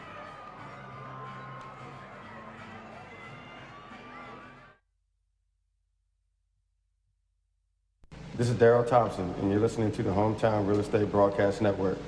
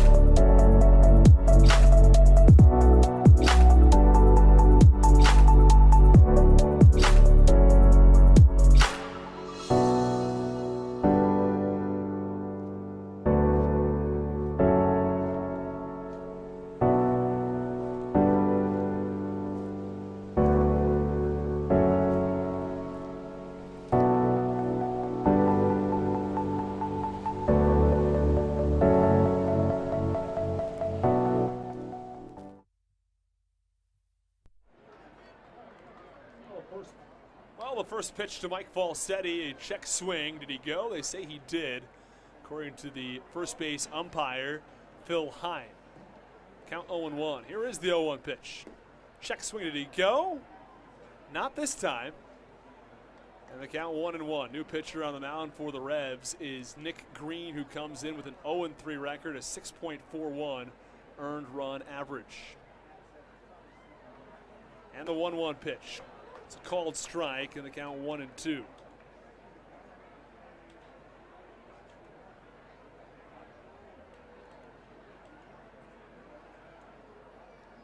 Nick Green. Oh, here's a pitch. Called strike 3. The 1-2 as Falsetti goes down looking. The pitch over the heart of the plate, and there is one away. Back to that point on Nick Green. He pitched in 2021, mainly at the AAA level with Wilkes-Barre Scranton. Had a 3-2 record, a 3.95 ERA. The numbers were good for Green, but not re-signed, and he joins the York Revolution this year. Pitch, check swing over to the first base side. Tough play. Second baseman Perez bareheads it and throws the first in time. Very well done by Jeffrey Perez, and there are two away in the top of the 6th inning. No action in the Blue Crabs bullpen, so I guess Butler is going back out for the 6th. After he's already had his fair share of issues, but sounds like they're just going to go forward with it as Jack Sundberg comes to the plate. Sundberg with 6 homers on the year. And all of a sudden he creeps up towards the top of that home run list for the Blue Crabs. Somebody who did not hit a home run at all in the entire first half of the year. It's kind of bizarre. The turn he's had. Pitch is inside. Count 1-0.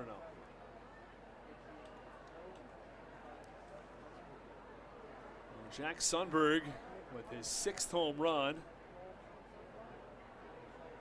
1 behind Wolanski. He's 1 ahead of Yetzko. Pitch called strike. Ahead of Baca.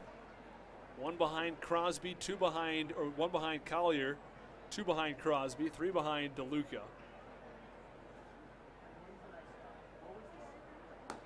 And the pitch that's outside, and the count 2 balls and a strike on Sundberg. Not someone who's typically a home run hitter. We'll give you his numbers from last season in just one moment, following the 2-1 offering from Green. Pitch is inbound. Swinging a ground ball, he tops over it over to the first base side, and the count 2 balls and 2 strikes. Jack Sundberg hit 3 home runs last year.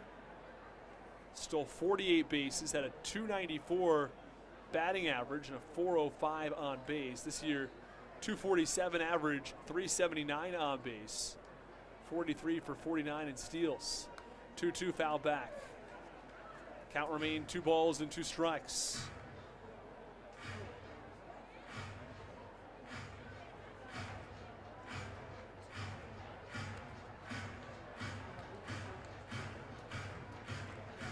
Base path's empty, 2 outs. 5-4 York. Here's the 2-2. Bounces in front of home plate, count 3-2. Now, if Sundberg reaches here, I would fully expect him to steal second base, or at least attempt to. The guy's got 48 steals of second base. Count 3 balls and 2 strikes.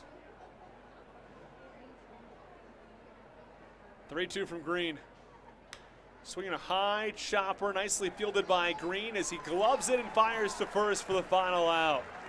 Very well played by Nick Green as he fields his position, and that ends the top of the 6th inning. It's a 1-2-3 inning for Green.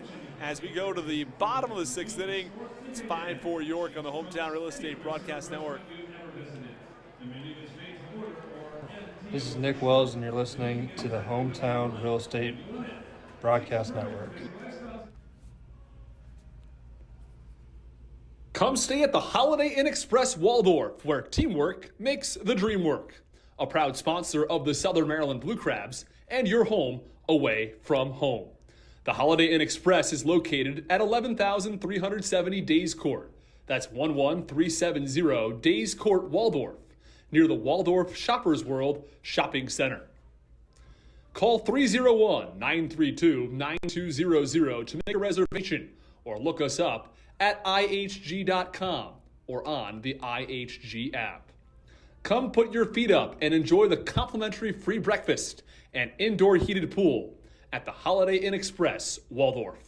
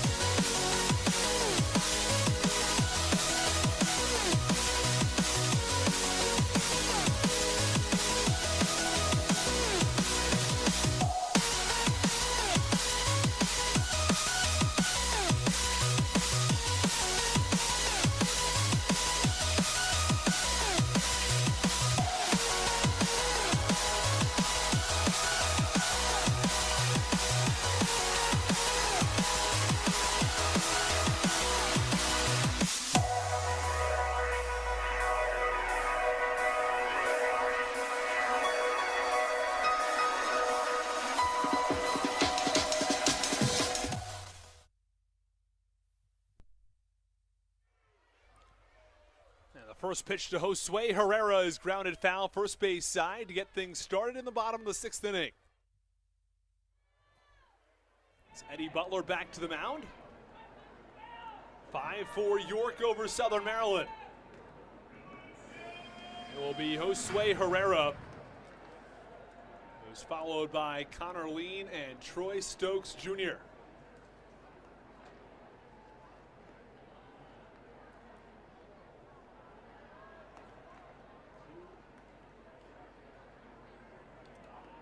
Herrera digs back in from the left side. Here's the 0-1.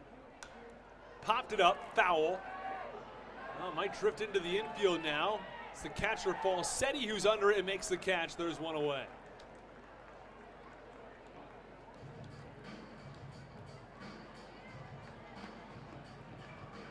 The center fielder, number 6, Connor Lee. 5-4 lead for York. Eddie Butler has now thrown 93 pitches. It's not a pitches problem. It's more of a problem of whether or not Eddie Butler is able to get outs tonight. It's been a little bit of a question mark for a little while tonight, given that he's allowed 5 runs across 5 1/3. 5 runs on 8 hits and 3 walks, just 3 strikeouts tonight. First pitch called strike on Connor Lean in the count 0-1.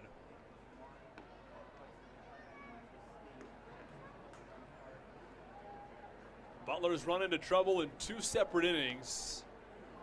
0-1 pitch. That's low. Count 1-1. Well, there have been hard hit balls in most innings.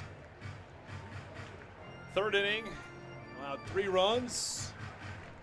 In the 5th inning, he allowed 2 runs. And it's Patrick Baker who warms up in the Blue Crabs bullpen. Check swing. Did he go? Yes, he did, according to Phil Heim, the first base umpire, in the count 1-2.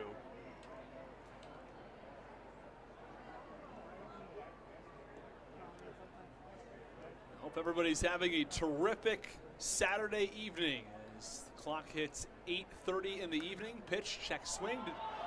Fouls that ball off first base side. Count 1-2 remains.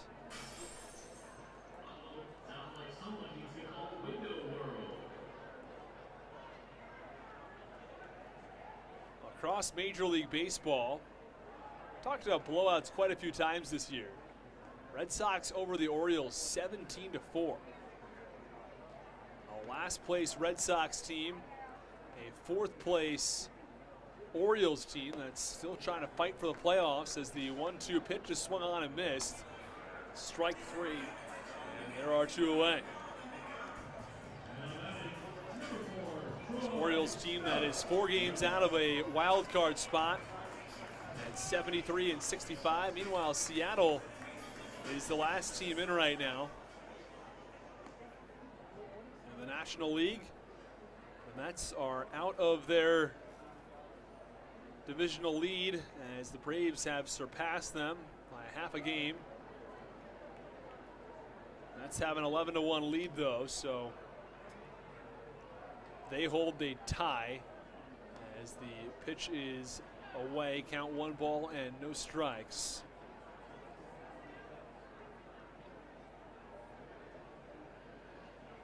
Meanwhile, the Atlanta Braves play later tonight in Seattle. 1-0 pitch, popped up foul, first base side. Count 1 ball and 1 strike. Let's take you around the Atlantic League scores. 5-4 here in York, in favor of the Revs. Lancaster and Charleston are scoreless in the top of the 2nd. In a high-scoring affair, it's 11-5 Staten Island over Long Island in the top of the 5th.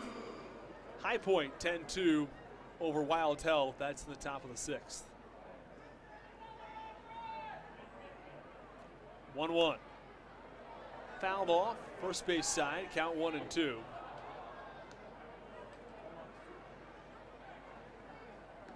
Lexington and Gastonia are postponed. Imagine there might be some rain down in North Carolina. Nothing that's affecting us about 300 miles north in York.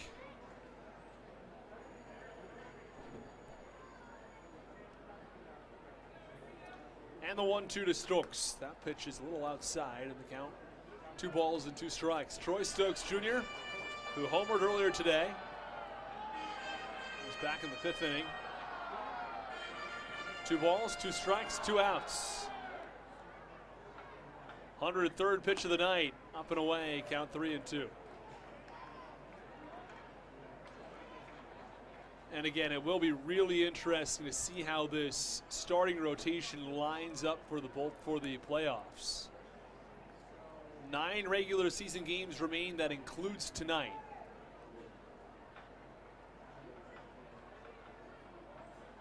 And the home plate umpire, Marty Hassenfuss, says, well, let's take our time here. Next year, batters will only get 1 time call per at bat. And pitchers can only step off the rubber twice. 3-2 pitch, that's low and away, it's ball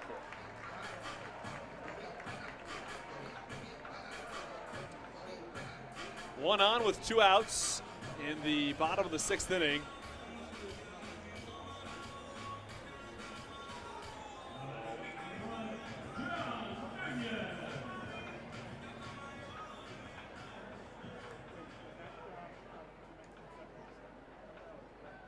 Anyone else has an answer to the trivia question, go ahead and answer it in the YouTube chat now.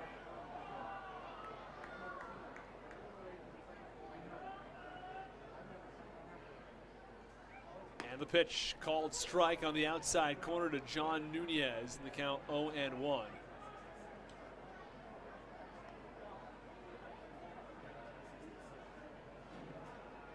Your innings pitch leader of all time goes to Will White back in 1879 through 680 pitches. Line drive, foul ball down the left field line as Walker can't quite get to it.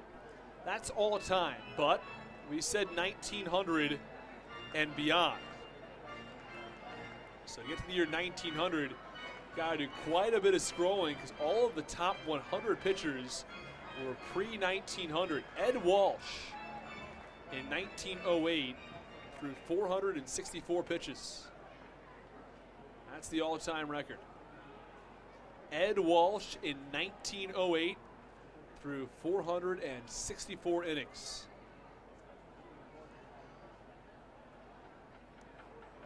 Tosses over to first to check on the runner.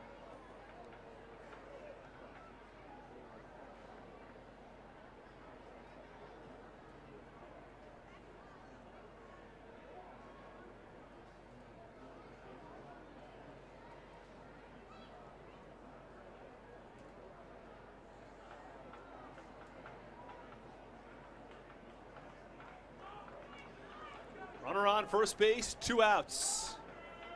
Count 0-2 on John Nunez.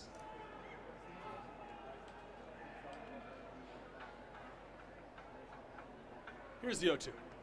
Swinging on this, strike 3. Butler strikes out John Nunez. That ends the bottom of the 6th inning. He does walk 1, but he strikes out 1 and strands 1 at the end of 6 innings of play. It's 5-4 York on the Hometown Real Estate Broadcast Network. Visit the main store or online at Essex.com. This is Michael Baca, and you're listening to the Hometown Real Estate Broadcast Network.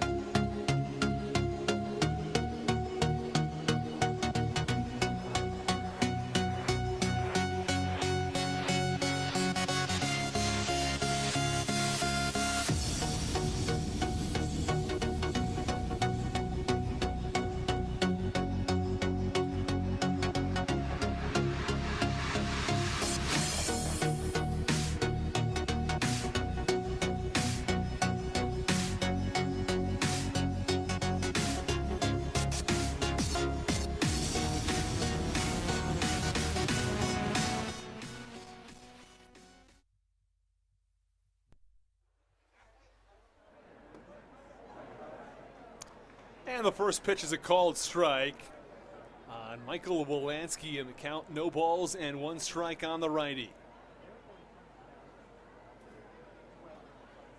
0-1 pitch to Wolanski. That's low and away. Count 1 ball and 1 strike. 1 ball, 1 strike, nobody out. 5-4 York, as Franklin Van Gerp is the new pitcher for the Revs. And the 1-1, that's low and away. Count is 2 balls and 1 strike.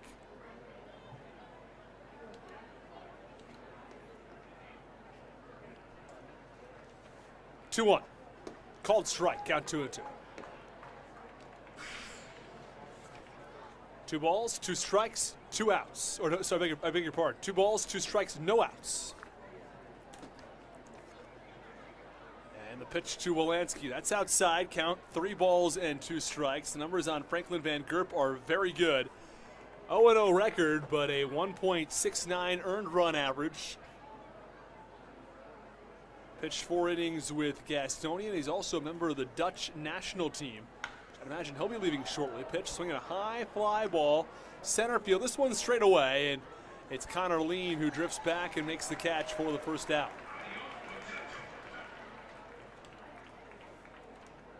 Wolanski's going to go down as 0 for 3 tonight, but he's hit the ball hard a couple of times. In fact, among the hardest hit balls today, was, the 4th hardest hit ball was from Michael Wolanski at 105 miles per hour. That last fly out was north of 100 as well. Pitch, this one, line drive down the left field line. It's a base hit. Lee chugging for extra bases. He's in standing up. It's a 1-out double as Lee goes the other way on a line drive down the left field line, and there's a runner on second base with 1 out here in the top of the 7th. And who better to have at the plate than David Harris?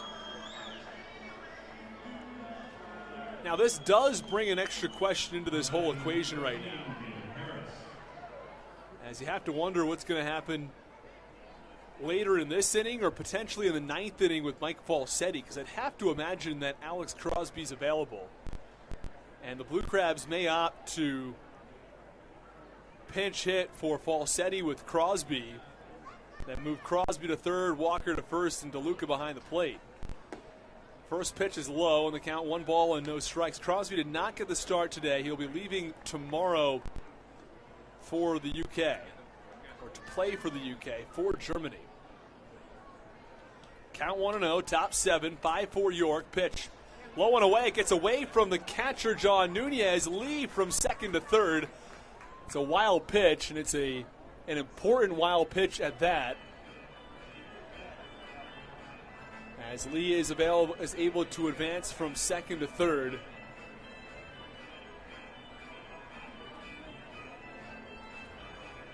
Count 2 balls and no strikes, though, on Harris. The hope is that Harris can get the job done himself without having to rely upon Collier. And 2-0 pitch. Call the ball inside. Count 3-0. 3 balls, no strikes, 1 out. Blue Crabs have action in their bullpen.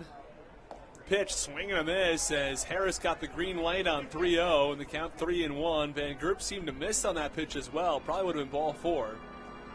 Probably rather have just the runner on third base here, not have to worry about the double play ball. As number one thing is tie the ball game. 3-1 pitch, swing and a miss. Strike 2. We'd rather have a walk than a strikeout, though, that's for sure.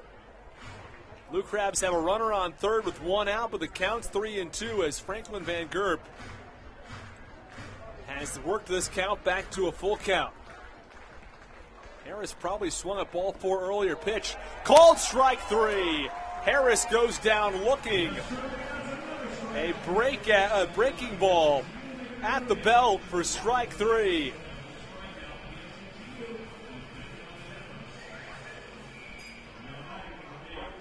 There are 2 away in the top of the 7th inning.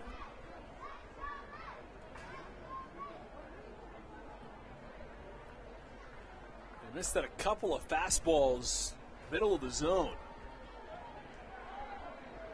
according to our TrackMan. And the pitch to Collier, called strike, count 0-1. And again, I think the hope was the Blue Crabs wouldn't have to rely upon Collier here with 2 outs in the inning. I mean, Collier's a good hitter. He was one of the leading hitters on this team last season, but you'd have to think that with 1 out, you can try to drive that runner in. This ball comes up or low and in and hits Collier. And so there is a runner on first and third now with 2 outs for Joe DeLuca. Now you start to think, okay, do you want to steal second base with Collier, try to work a rundown in? I don't think they're throwing down a second. Try to put 2 in scoring position for Joe DeLuca. DeLuca will be followed by Walker here in the top of the 7th inning. Now, if a situation were to arise where you had Falsetti likely coming to the plate here in the top of the 7th, which would have to mean you'd have to think, okay, maybe DeLuca singles or walks here, and then Walker does the same, and you got a tie game, bases loaded or something. That brings up Falsetti. At that point, you'd probably think about pinch hitting for him. First pitch, a wave and a miss at a breaking ball, and DeLuca looked completely off balance. Count 0-1. 5-4 York over Southern Maryland in the top of the 7th. It's Collier who has a short lead off of first. Lee with a short lead from third. 0-1. Low, count 1-1. 1 ball, 1 strike, 2 outs.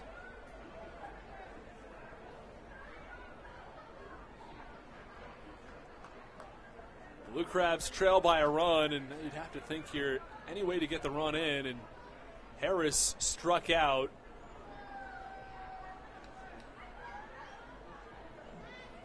This before Zach Collier was hit by a pitch. 1-1 delivery to DeLuca. That's upstairs, count 2-1. York 5 runs on 8 hits for the Blue Crabs, 4 runs on 6 hits. Southern Maryland has led most of the way, but a 2-run 5th inning for York has given them the lead, and that's been all. 2-1. Inside, count 3-1. This is where things start to get really interesting as Franklin Van Gerp has fallen behind in a few counts, also hit a batter, right? So just going back through this inning, he had 3 balls in the count to Wolanski. It was a 3-0 count to Harris. He hits Collier, and it's a 3-1 count now to DeLuca. Van Gerp has thrown 10 balls, 9 strikes. He comes set, 3-1. Inbound. That's away. It's ball 4. And the bases are loaded for the Blue Crabs with 2 outs here on the top of the 7th inning. This is where we talked about the potential of a pinch hitter coming to the plate. With Walker due up next and the bases loaded in 2 outs, it looks like Mark Mason might make the call to the bullpen, unless he's merely having a conversation out here on the mound. Doesn't look like he's making the call. No one's warming up, so it looks like just a mound meeting from Mark Mason before Franklin Van Gerp will have to deal with Jared Walker.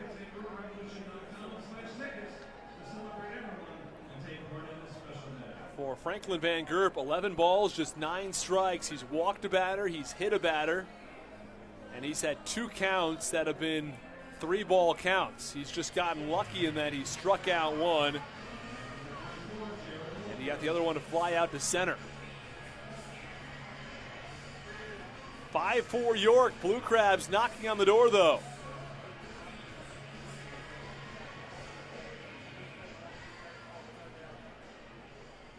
DeLuca from first. Crosby from second. I beg your pardon, that's Collier from second. And Lee from third base. Walker at the plate. First pitch, line drive, foul back behind home plate, count 0-1. Speaking of Crosby, if Walker gets on here, I would not be at all surprised to see Crosby enter the ball game for Mike Falsetti. Walker hitting .232 on the year. Does have an RBI double to his name tonight. 0-1. It's low. No, that's a called strike. And Jared Walker can't believe it. The catcher caught that ball down by his ankles. Looked also a little bit away. Our TrackMan has it there, but ball must have had a lot of very late break on it. Either way, count 0-2 right now on Jared Walker.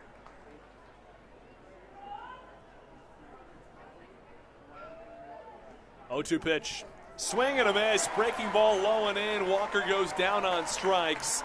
And that ends the top of the 7th inning. The Blue Crabs had a 1-out double. Braxton Lee was on third base with 1 out. David Harris strikes out. Joe DeLuca walks. The bases were loaded for Walker, who goes down swinging to end the top of the 7th inning. 5-4 York over Southern Maryland. When we come back, it's York who will come to the plate while the Blue Crabs bullpen looks to hold the Revs in check. Don't go anywhere. You're listening to Blue Crabs Baseball on the Hometown Real Estate Broadcast Network.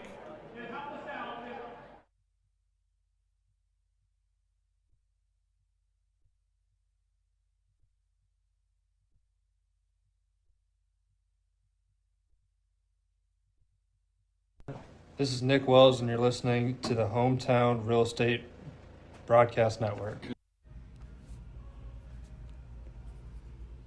Come stay at the Holiday Inn Express Waldorf, where teamwork makes the dream work. A proud sponsor of the Southern Maryland Blue Crabs and your home away from home. The Holiday Inn Express is located at 11,370 Days Court. That's 11370 Days Court, Waldorf, near the Waldorf Shoppers World Shopping Center. Call 301-932-9200 to make a reservation or look us up at ihg.com or on the IHG app. Come put your feet up and enjoy the complimentary free breakfast and indoor heated pool at the Holiday Inn Express, Waldorf.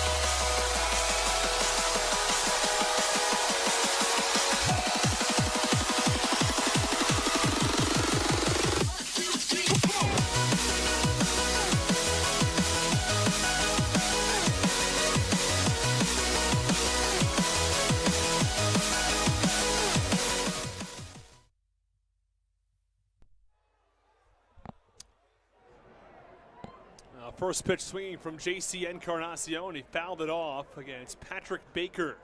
Give you the numbers on Baker as he enters today's ball game with a 5-2 record, a 2.17 earned run average. Encarnacion with a 278 batting average.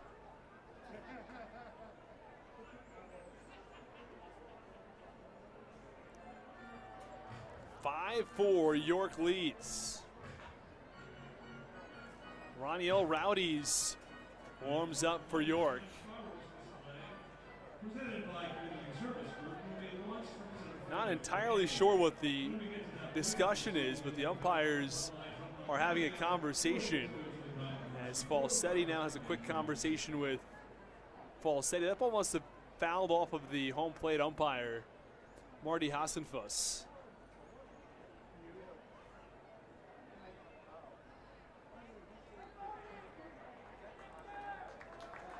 Now, looks like the umpire has fought off that foul ball. He's ready to go. So I beg your pardon, it's actually a 2.09 ERA for Patrick Baker. He won an inning and 2/3 back on September 2nd, so 8 days ago. Last Friday against Lancaster.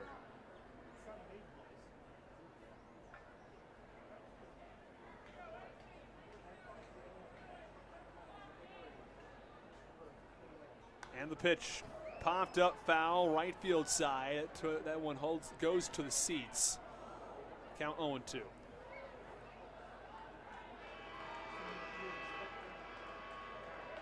No balls, 2 strikes.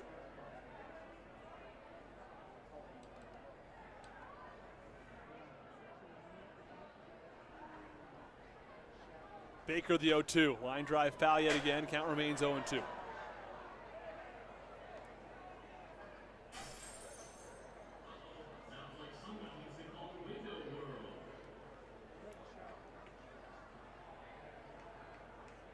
Baker gets a sign from Falsetti. Base path's empty in the bottom of the 7th against JC Encarnacion. Pitch called, strike 3. Some heavy heat from Baker, and Encarnacion goes down looking. There is one away.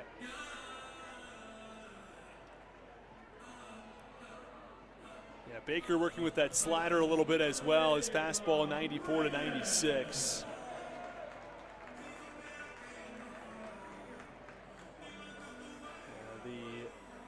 Fastball that he got strike 3 on JC Encarnacion at an even 96 miles an hour.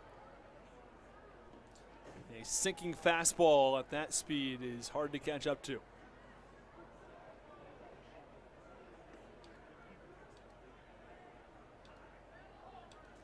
And the pitch, that's low to Nelly Rodriguez in the count, 1 ball and no strikes.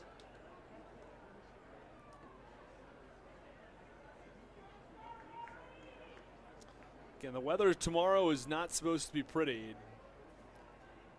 A lot of rain in the forecast.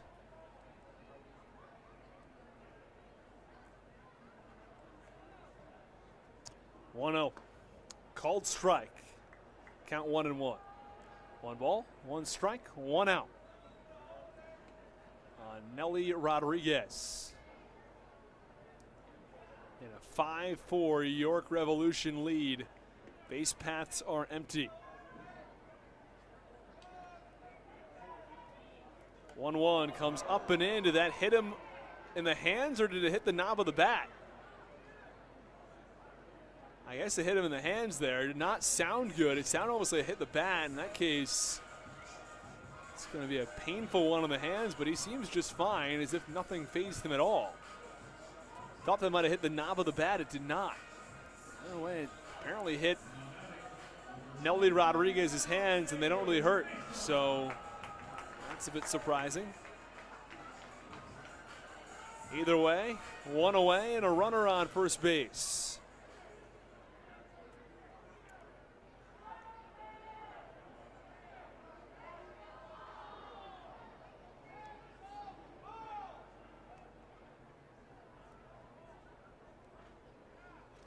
And the pitch, hard swing and a miss from Melky Mesa. Count 0-1 on the righty. That was a fastball that came in at 95.2 on the hands on Nelly Rodriguez. I'm not sure how he shook that off. 0-1 pitch, wave and a miss. Count 0-2 now on Melky Mesa. Couple of fastballs blown by him at 95 plus. Baker hasn't pitched since September 2nd for Briseño. He pitched just once this month. That was back on September 7th. And the pitch, line drive, shallow right. It is Braxton Lee who drifts over and makes the catch. There are 2 away. So aside from the hit batter, a couple of outs, including a strikeout from Baker.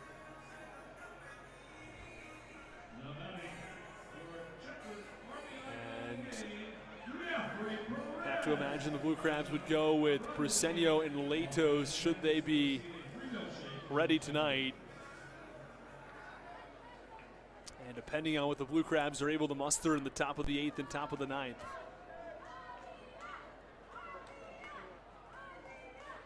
You don't really have to deal with the 9th unless the Blue Crabs do get those runs back.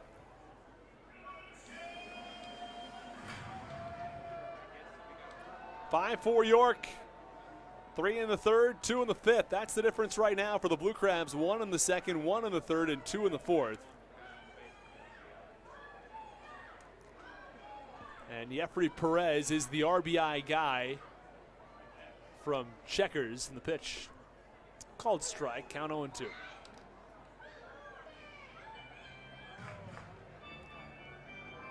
Patrick Baker has thrown 12 pitches, 10 strikes. It's exactly what you're looking for out of the righty. Heavy strike count, pitch, foul back, and the count remains 0-2. In the past, when Baker has run into trouble, it's been because of control, and tonight the control has been there.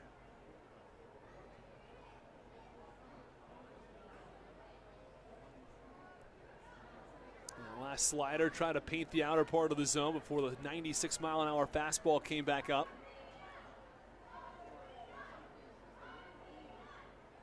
He's got a couple pitches to work with. 0-2, that's low. Jeffrey Perez does not bite. Count remains 0-2. Situation, you could go back to a low slider or curveball, or maybe you go back to the high heat.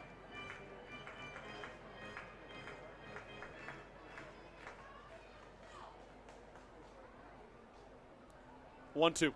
Breaking ball called strike 3. That was beautiful. Oh, a terrific pitch from Patrick Baker.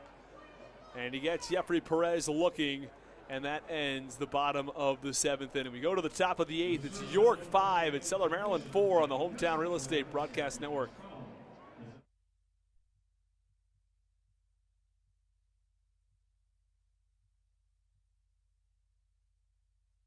This is Michael Baca, and you're listening to the Hometown Real Estate Broadcast Network.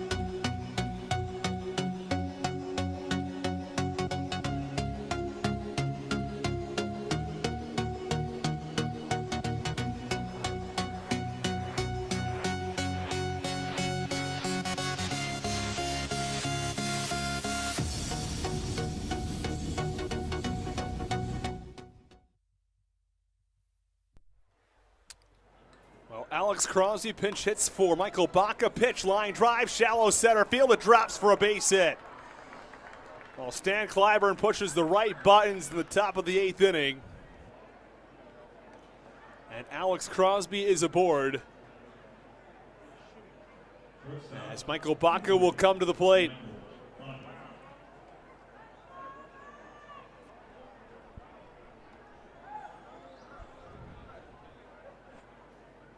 And are we going to have another pinch hitter? As Stan Clyburn is going to say pause, pause, pause, pause. There might be another pinch hitter coming into this ball game. I'm not honestly entirely sure. Ian Yetzko is going to come in to pinch hit for Alex Crosby. Now, this is a little bit interesting.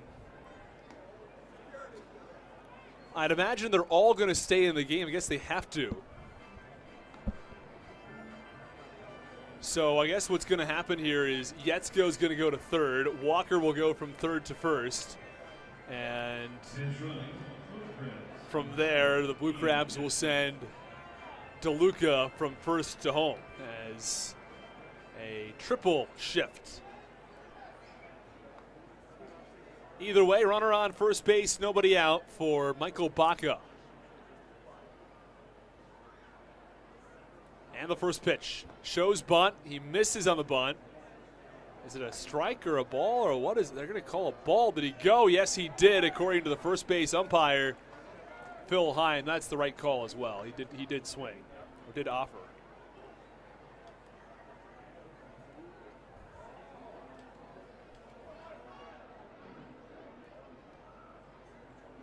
Count 0-1. Top of the 8th inning, 5-4 York.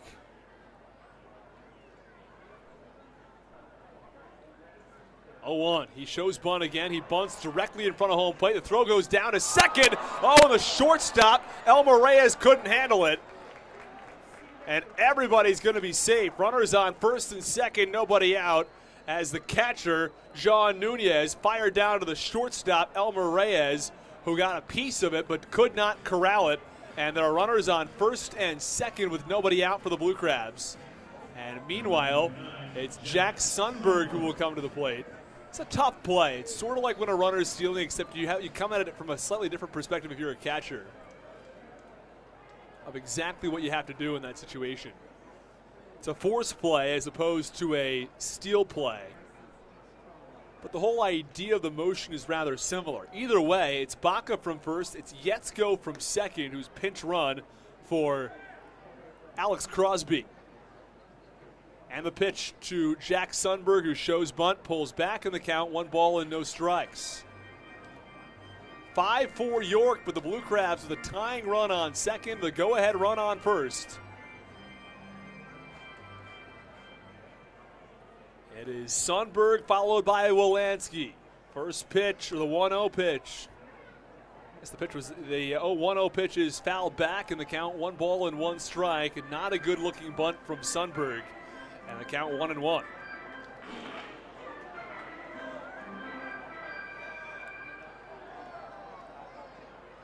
Sundberg at the plate, Baca on first, Yetzko on second. Blue Crabs looking for their first run since the 4th inning. Sundberg's gone deep today. Sundberg bunts, and he bunts back behind home plate to the netting yet again. It's not a good bunt. The last thing you want to do ever is pop up a bunt, because a lot of times when a guy's bunting, the runners will be going, expecting him to get the bunt down. And the runners are going at least on contact. And if you pop it up, it gives the fielders an opportunity for a double play. Sundberg couldn't get the bunt down. Now he's got to swing away. Here's the 1-2. Upstairs, count 2-2. 2 balls, 2 strikes, nobody out. It's Michael Wolanski on deck. He's followed by Lee and Harris.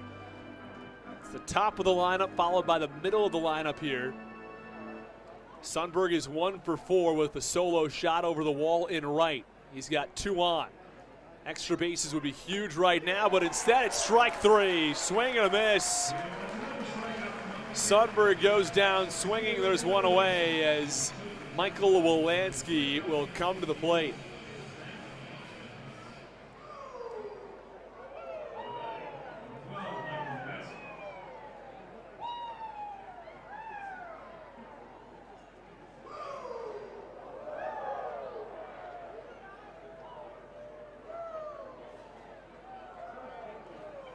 Wolanski digs in from the right side. 2 on, 1 out. Here's the pitch. So a swing and a miss, a defensive swing. Looked like he didn't want to go after he started to swing and couldn't hold up. And the count 0-1. Ronil Rowdies enter the ball game. Gave up a leadoff single, pitch called strike, count 0-2 on Wolanski. And he looks back at the home plate umpire, Marty Hassenfuss, saying that's outside. Clearly, Wolanski doesn't like the call. Count, no balls, 2 strikes, 1 out. And the ball comes into play. It's outside. Are they going to count the pitch or no? And they do count the pitch, count 1-2. 1 ball, 2 strikes. 1 out in the top of the 8th, 5-4. York over Southern Maryland.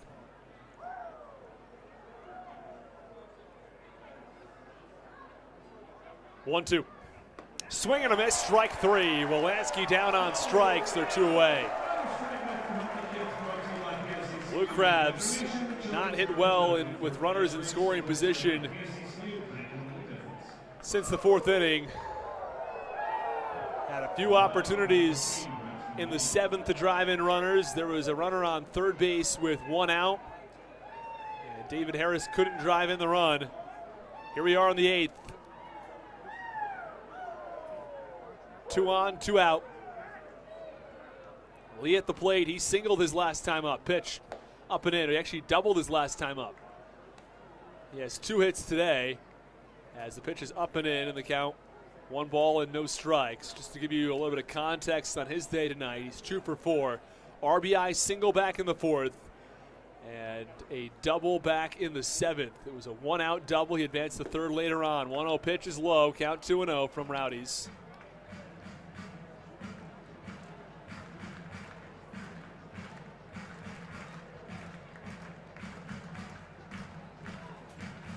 Michael Baca leads off of first inning.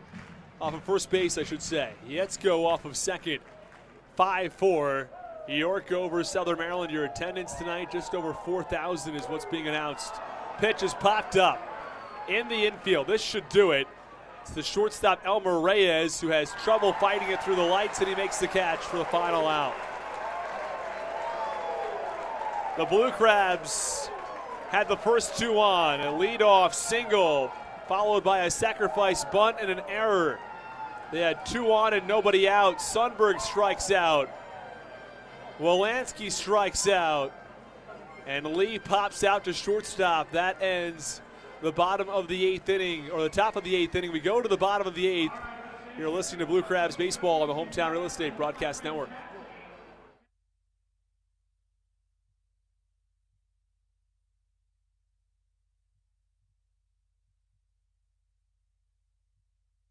This is Alex Crosby, and you're listening to the Hometown Real Estate Broadcast Network. At Fairway Independent Mortgage Corporation, mortgages are what they do, not who they are. Fairway Mortgage Corporation is a proud partner of the American Warrior Initiative. A key part of this initiative is to educate, encourage, and inspire Americans to give back to our military. Visit their website at www.americanwarriorinitiative.com for more details. Our military fought to protect the American dream. Let's help them live it.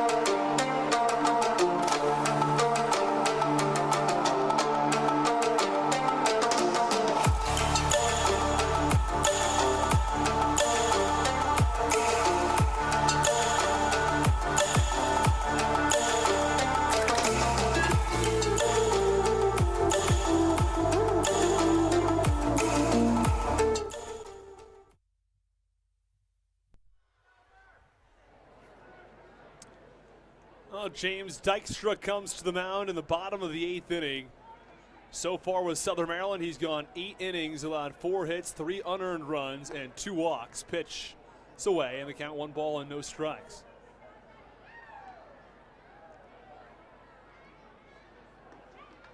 Last time out, he allowed 2 unearned runs across an inning of work in extra innings. The pitch is up and away, and the count 1-0. One of the runs that scored was the inherited runner on second base. That's always going to be unearned.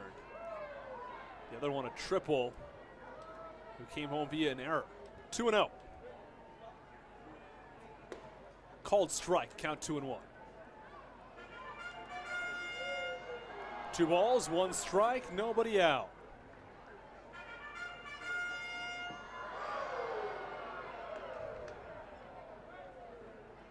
James Dykstra gets the sign from the catcher. 2-1. High fly ball, right field. Lee drifts over toward the corner, and he makes the catch in the right field corner for the first down.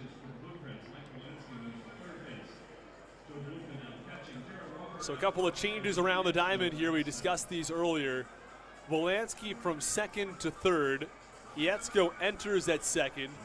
Walker from third to first. And DeLuca from first to catcher. And more action in the York Revolution bullpen as Jim Fuller, the left-handed pitcher who's also the closer, comes in. Or is warming up, I should say.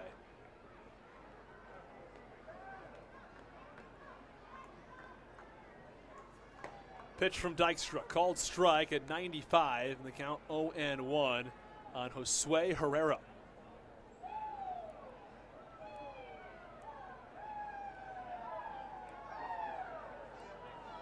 Dykstra gets the sign from DeLuca. The 0-1. Check swing, did he go? Yes, he did. Count 0-2. James Dykstra pitched at the AAA level earlier this year, also pitched in the Mexican League.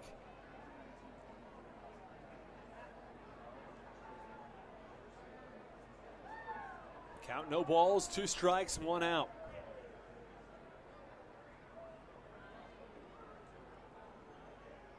Oh-2 pitch. Low in the dirt, nicely blocked by the catcher. That's Joe DeLuca on the count 1-2. I think that was sort of a foregone conclusion that the next time Falsetti would come to the plate, he would be taken out of the ball game in favor of Crosby, who comes in to hit and then exits the game. 1-2 pitch, did he go? Yes, he did. Strike 3, breaking ball, and Dykstra fans a batter. There are 2 away in the bottom of the 8th. So after a rocky start from Eddie Butler, this bullpen for the Blue Crabs seems to have come through in a big way. First, it was Patrick Baker who had a clean inning with the exception of a hit batsman. That was honestly a little unclear. I thought it might have hit him on the knob of the bat. Pitch popped up foul, and the count 0-1.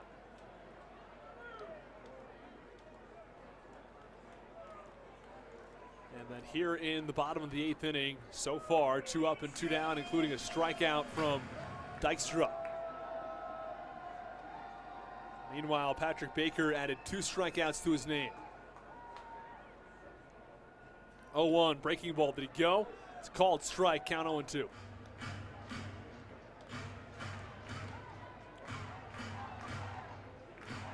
Butler's line tonight, 6 innings, 8 hits, 5 runs.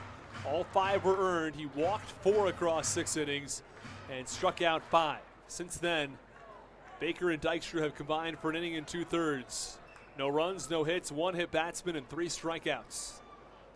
0-2 pitch from James Dykstra. Breaking ball. Chopper foul, third base side.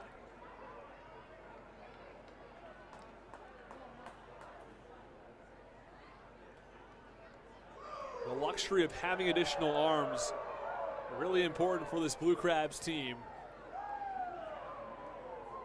ability to go to Dykstra and go to Baker, have Law there waiting in the wings, along with guys like Geeky, and not even to mention your 8th and 9th inning with Briseño and Latos.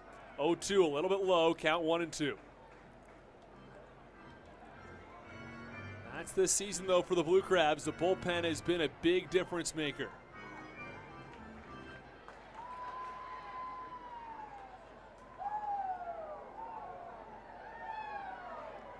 Count 1-2. Pitch is way upstairs from Dykstra. That one got away from him, and DeLuca jumped to his feet to make that catch, prevent it from going to the backstop.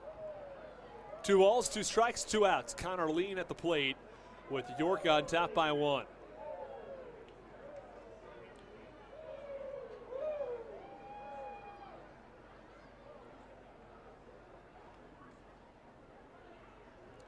Here is the 2-2. Oh, looked really good. Didn't get the call from the home plate umpire, though. Marty Hassenfuss thought it was a little too far outside.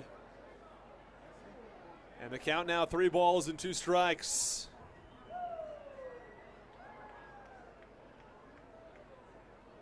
Very similar place to where he got a called strike for strike 2. Pitch, same spot yet again. It's called ball 4 by the home plate umpire, Marty Hassenfuss. And there's a runner on first base with 2 outs. Painting that same area and trying to get the strike call from Marty Hassenfuss, and he's not biting all that much.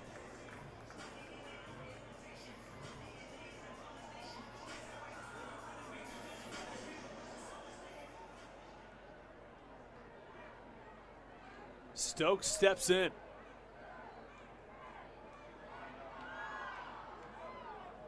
Runner goes in the first pitch, called a ball, and DeLuca doesn't even bother throwing down, and they count 1 ball and no strikes. I think from Dykstra's point of view at this point, probably DeLuca as well, it's deal with the batter we have at hand here. Do not worry about who might be on the base paths. We get the out here, the inning's over.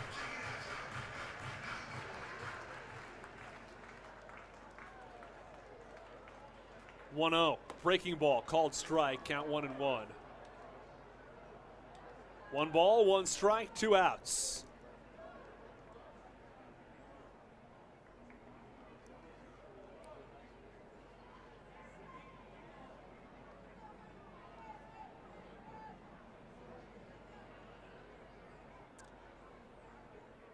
(1-1) delivery.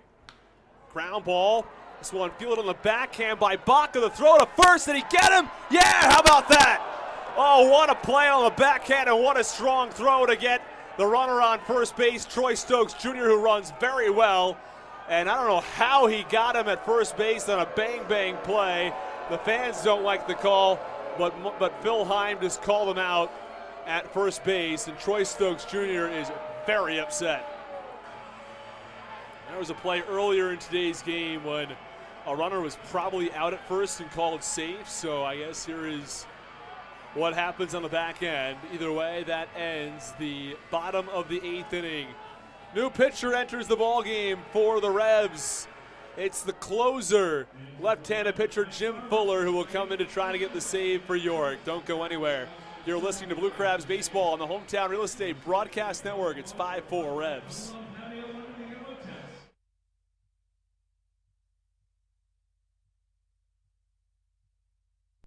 This is Nick Wells, and you're listening to the Hometown Real Estate Broadcast Network. Come stay at the Holiday Inn Express Waldorf, where teamwork makes the dream work. A proud sponsor of the Southern Maryland Blue Crabs and your home away from home. The Holiday Inn Express is located at 11,370 Days Court. That's 11370 Days Court, Waldorf, near the Waldorf Shoppers World Shopping Center. Call 301-932-9200 to make a reservation, or look us up at ihg.com or on the IHG app. Come put your feet up and enjoy the complimentary free breakfast and indoor heated pool at the Holiday Inn Express, Waldorf.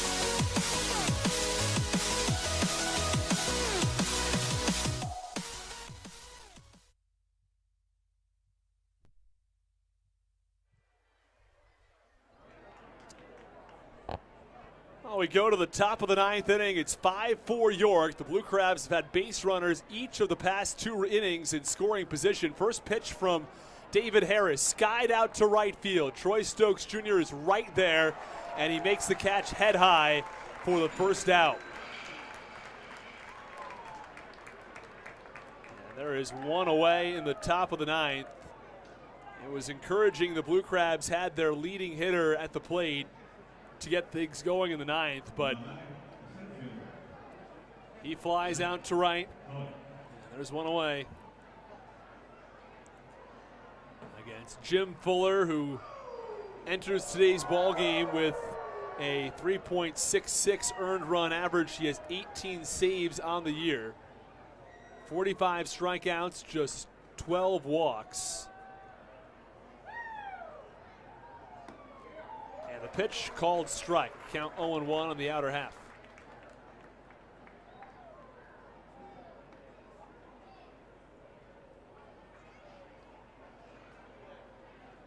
No balls, 1 strike, 1 out. Base paths are empty in a 1-run lead for the Revs.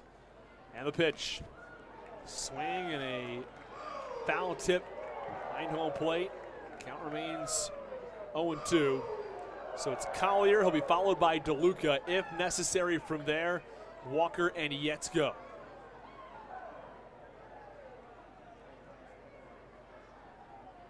Blue Crabs had a runner on third with 1 out in the top of the 7th inning. Could not bring Braxton Lee home. In the 8th, they had runners on first and second, no outs. Couldn't get the runner in. Pitch, line drive, left field, base hit for Zach Collier, as Joe DeLuca will come to the plate with 1 out and a runner on first base. Jim Fuller, the lefty, against Joe DeLuca, who will bat from the right side.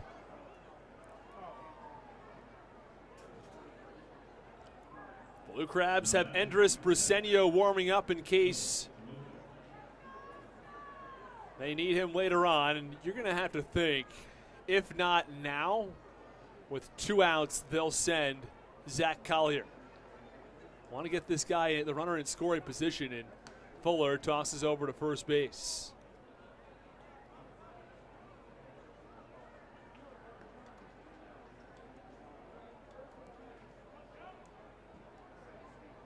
Collier on first.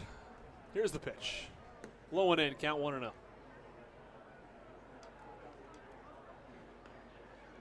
Zach Collier, left-handed hitter, just punched the ball into left field. Put the tying run on base, the go-ahead run at the plate. 1-0 pitch, low in the dirt, count 2-0. As Fuller buries a breaking ball after the first pitch missed low and in. 2 balls, no strikes, 1 out.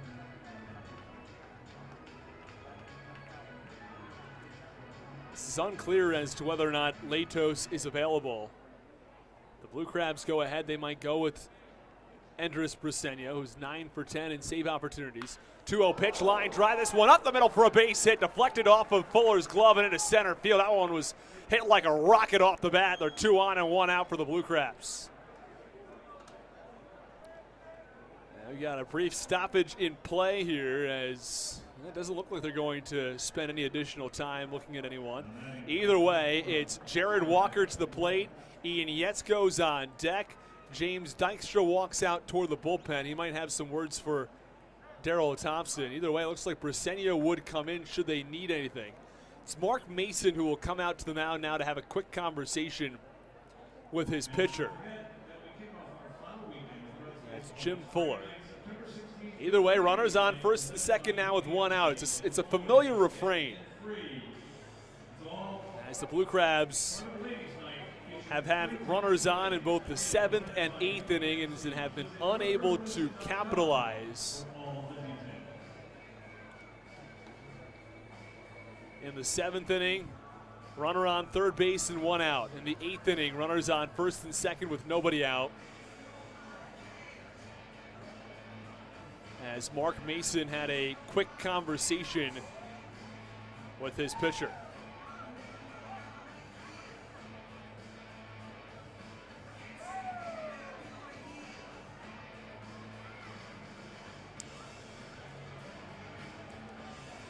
So far, Mark Mason has had these conversations at all the right times, right when the pitcher's starting to get into trouble, before anything's gone wrong, and push the buttons at the right time. Pitch comes inside on Jared Walker, and the count 1 ball and no strikes.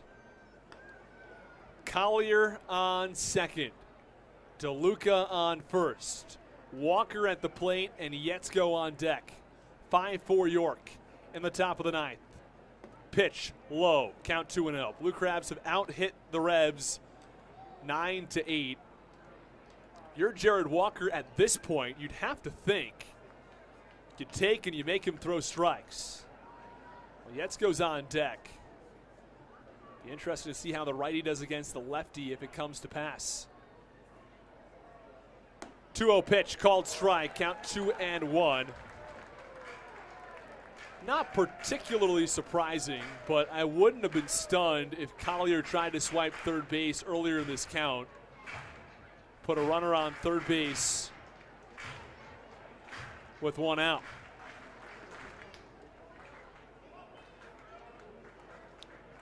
Two-one. Swinging a line drive. This one, right field line. It's falling fast, and it finds the seats as it tailed foul at the last moment. Count 2-2. 2 balls, 2 strikes, 1 out in the top of the 9th inning. Blue Crabs 4, the Revs 5. Southern Maryland 4 runs on 9 hits. For York, 5 runs on 8 hits. All 5 runs, all 8 hits surrendered by the Blue Crabs starter tonight. It's Eddie Butler. Patrick Baker and James Dykstra went an inning apiece, did not allow a hit. 2-2 pitch. Swinging a ground ball sort of off the side of the bat. On a second for 1. On a first, they turn 2. 6-4-3 double play ends the ball game. Well, certainly not what the Blue Crabs were hoping for when they had 2 on and 1 out in the 9th. This is a Blue Crabs team that had opportunities in the 7th, 8th, and 9th and could not come through in any of those 3 opportunities. First and second, no outs in the 8th. Runner on third, 1 out in the 7th. And then here in the 9th, runners on first and second with 1 out and a game-ending double play. Blue Crabs finish this one with 4 runs on 9 hits. For York, 5 runs on 8 hits. Certainly a tough break for Southern Maryland. Not what they were looking for tonight.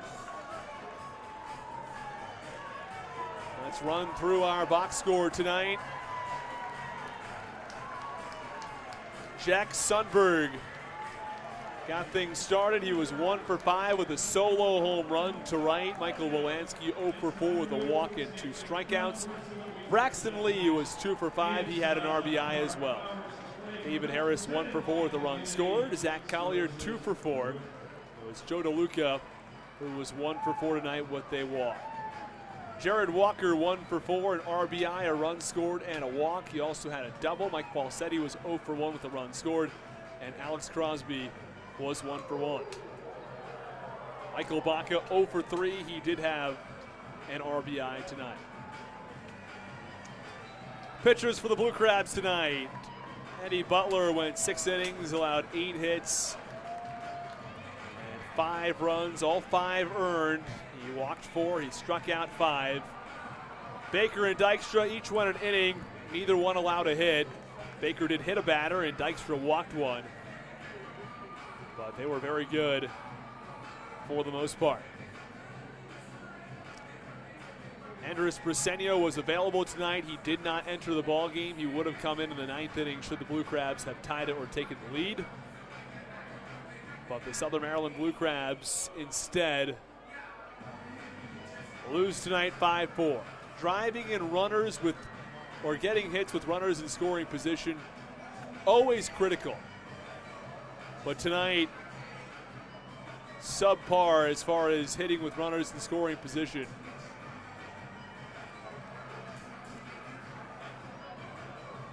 As Michael Baca Braxton Lee, David Harris, Jared Walker twice, and Joe DeLuca twice left runners in scoring position in today's ball game. Here's the number tonight. This is the one that you need to highlight on your box score. The team with runners in scoring position, 1 for 11. And York wasn't outstanding there. They were 3 for 8, though. It's a lot better than 1 for 11. You're not going to win a lot of games going 1 for 11 with runners in scoring position. Your scoring plays tonight. Jared Walker gave the Blue Crabs the lead on a line drive to right. It scored David Harris from first base. Jack Sundberg's solo homer, the third, gave the Blue Crabs a 2-0 lead. The bottom of the third, Troy Stokes Jr. walked, and that forced in, and then a wild pitch, I beg your pardon, at the same time brought in Connor Lean. Nelly Rodriguez had a 2 RBI single off the wall in left.